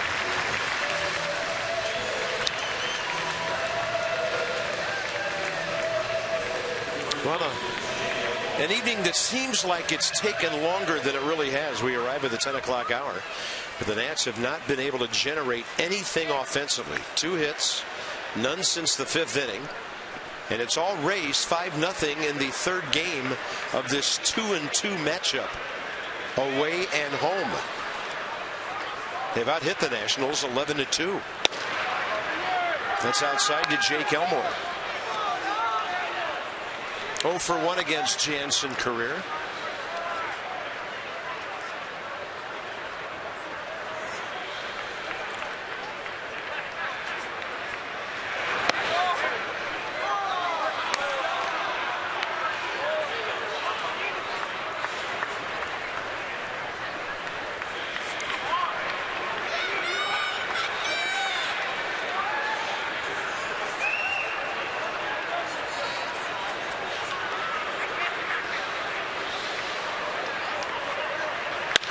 And a ball hit hard to center.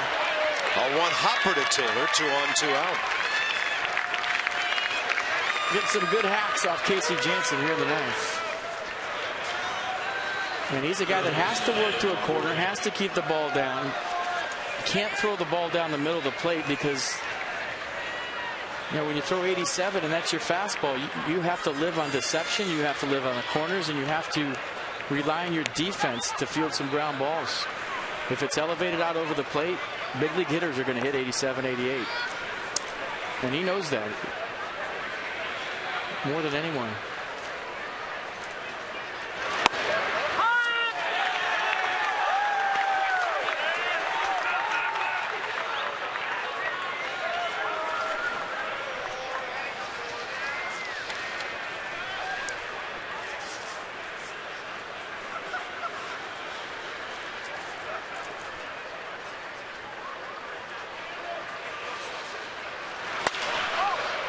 Look out, Rocco Baldelli. Tomorrow night's matchup, Doug Fister and Chris Archer. Fister is back. Chris Archer, by the way, 3 years ago, June 20th, made his major league debut here against the Nats. Pitched well. 1 earned run, 3 hits in 6 innings. Steven Strasburg bested him that night. The Nats won that game 3-2. So he lost his major league debut, but pitched quite well, striking out 7 hitters.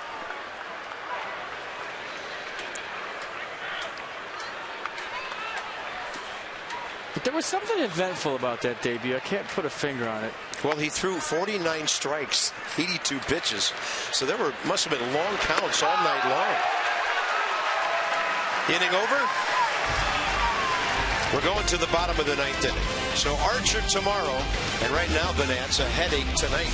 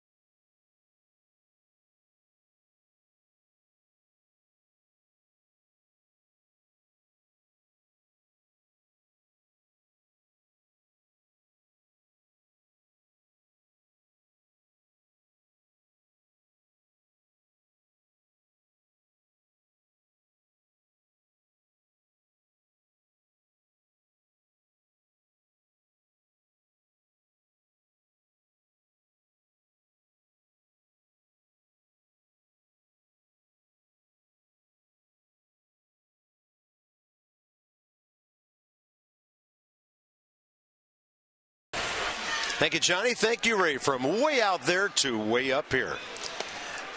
Bottom of the 9th underway. Belisario misses away to Rendon. Anthony tonight, 2 fly balls to center, 1 to right in between, 0 for 3. 7-game hitting streak on the line here. Strike 1. That's a good point by Ray. Tough to win a big league game when you have more errors than hits. Impossible, pretty much.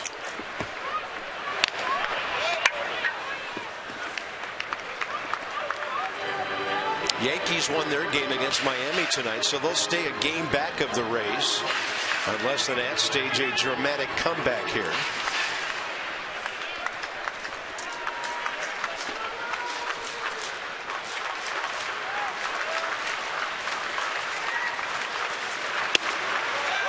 And the ball up and in, 2-2. There'll be a power matchup coming up after Rendon hits, with Bryce Harper waiting.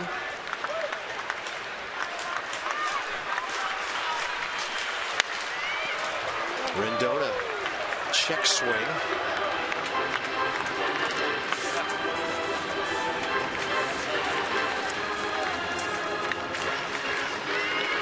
She got a ball. Awesome. Congratulations. She looked like she was ready to throw a fastball by somebody. She's ready. Rendon checked. 3-2. Tried to swing back the two-seamer for strike 3. Probably just right on the edge. Could have went either way. Went Rendon's way. Still has life.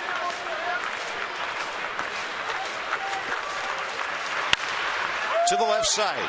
Coming forward to avoid that second bounce. Longoria. One out here in the 9th. Here's Bryce, followed by Clint Robinson.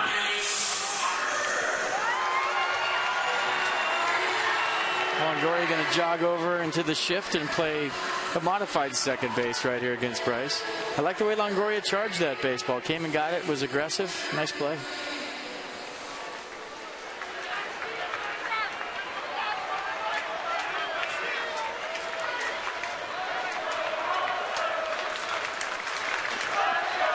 A lot of these folks stuck around to see Bryce bat one more time.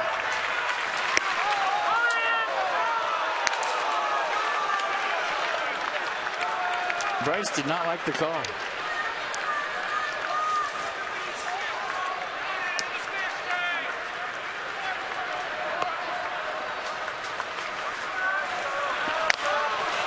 Got ahead of that one. Belisario pulling the string at 85.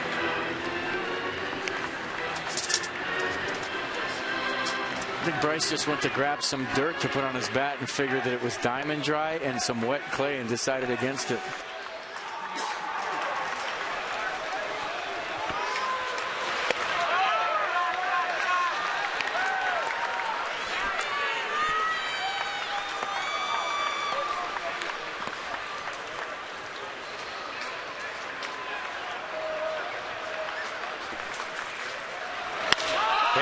Hits one out to left center. After it, Kiermaier, and he will grab it about 385 feet away. 2 outs. Pretty good swing, gave it a ride, but in 2-strike mode, looked like he was just trying to massage one in the left field and hit it about 365 feet away, just off the end. But you can see how he's staying on his backside much better than the other night. What was it, Monday night in Tampa when he was still hurting from getting hit by that pitch in Milwaukee?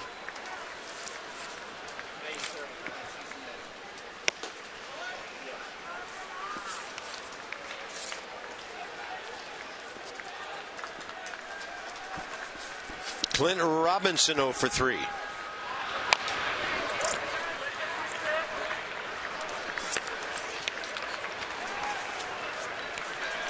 We talked about earlier that Cincinnati series when things kind of started going sour a little bit. This would be the first time the Nats have had as few hits since the 30th against the Reds.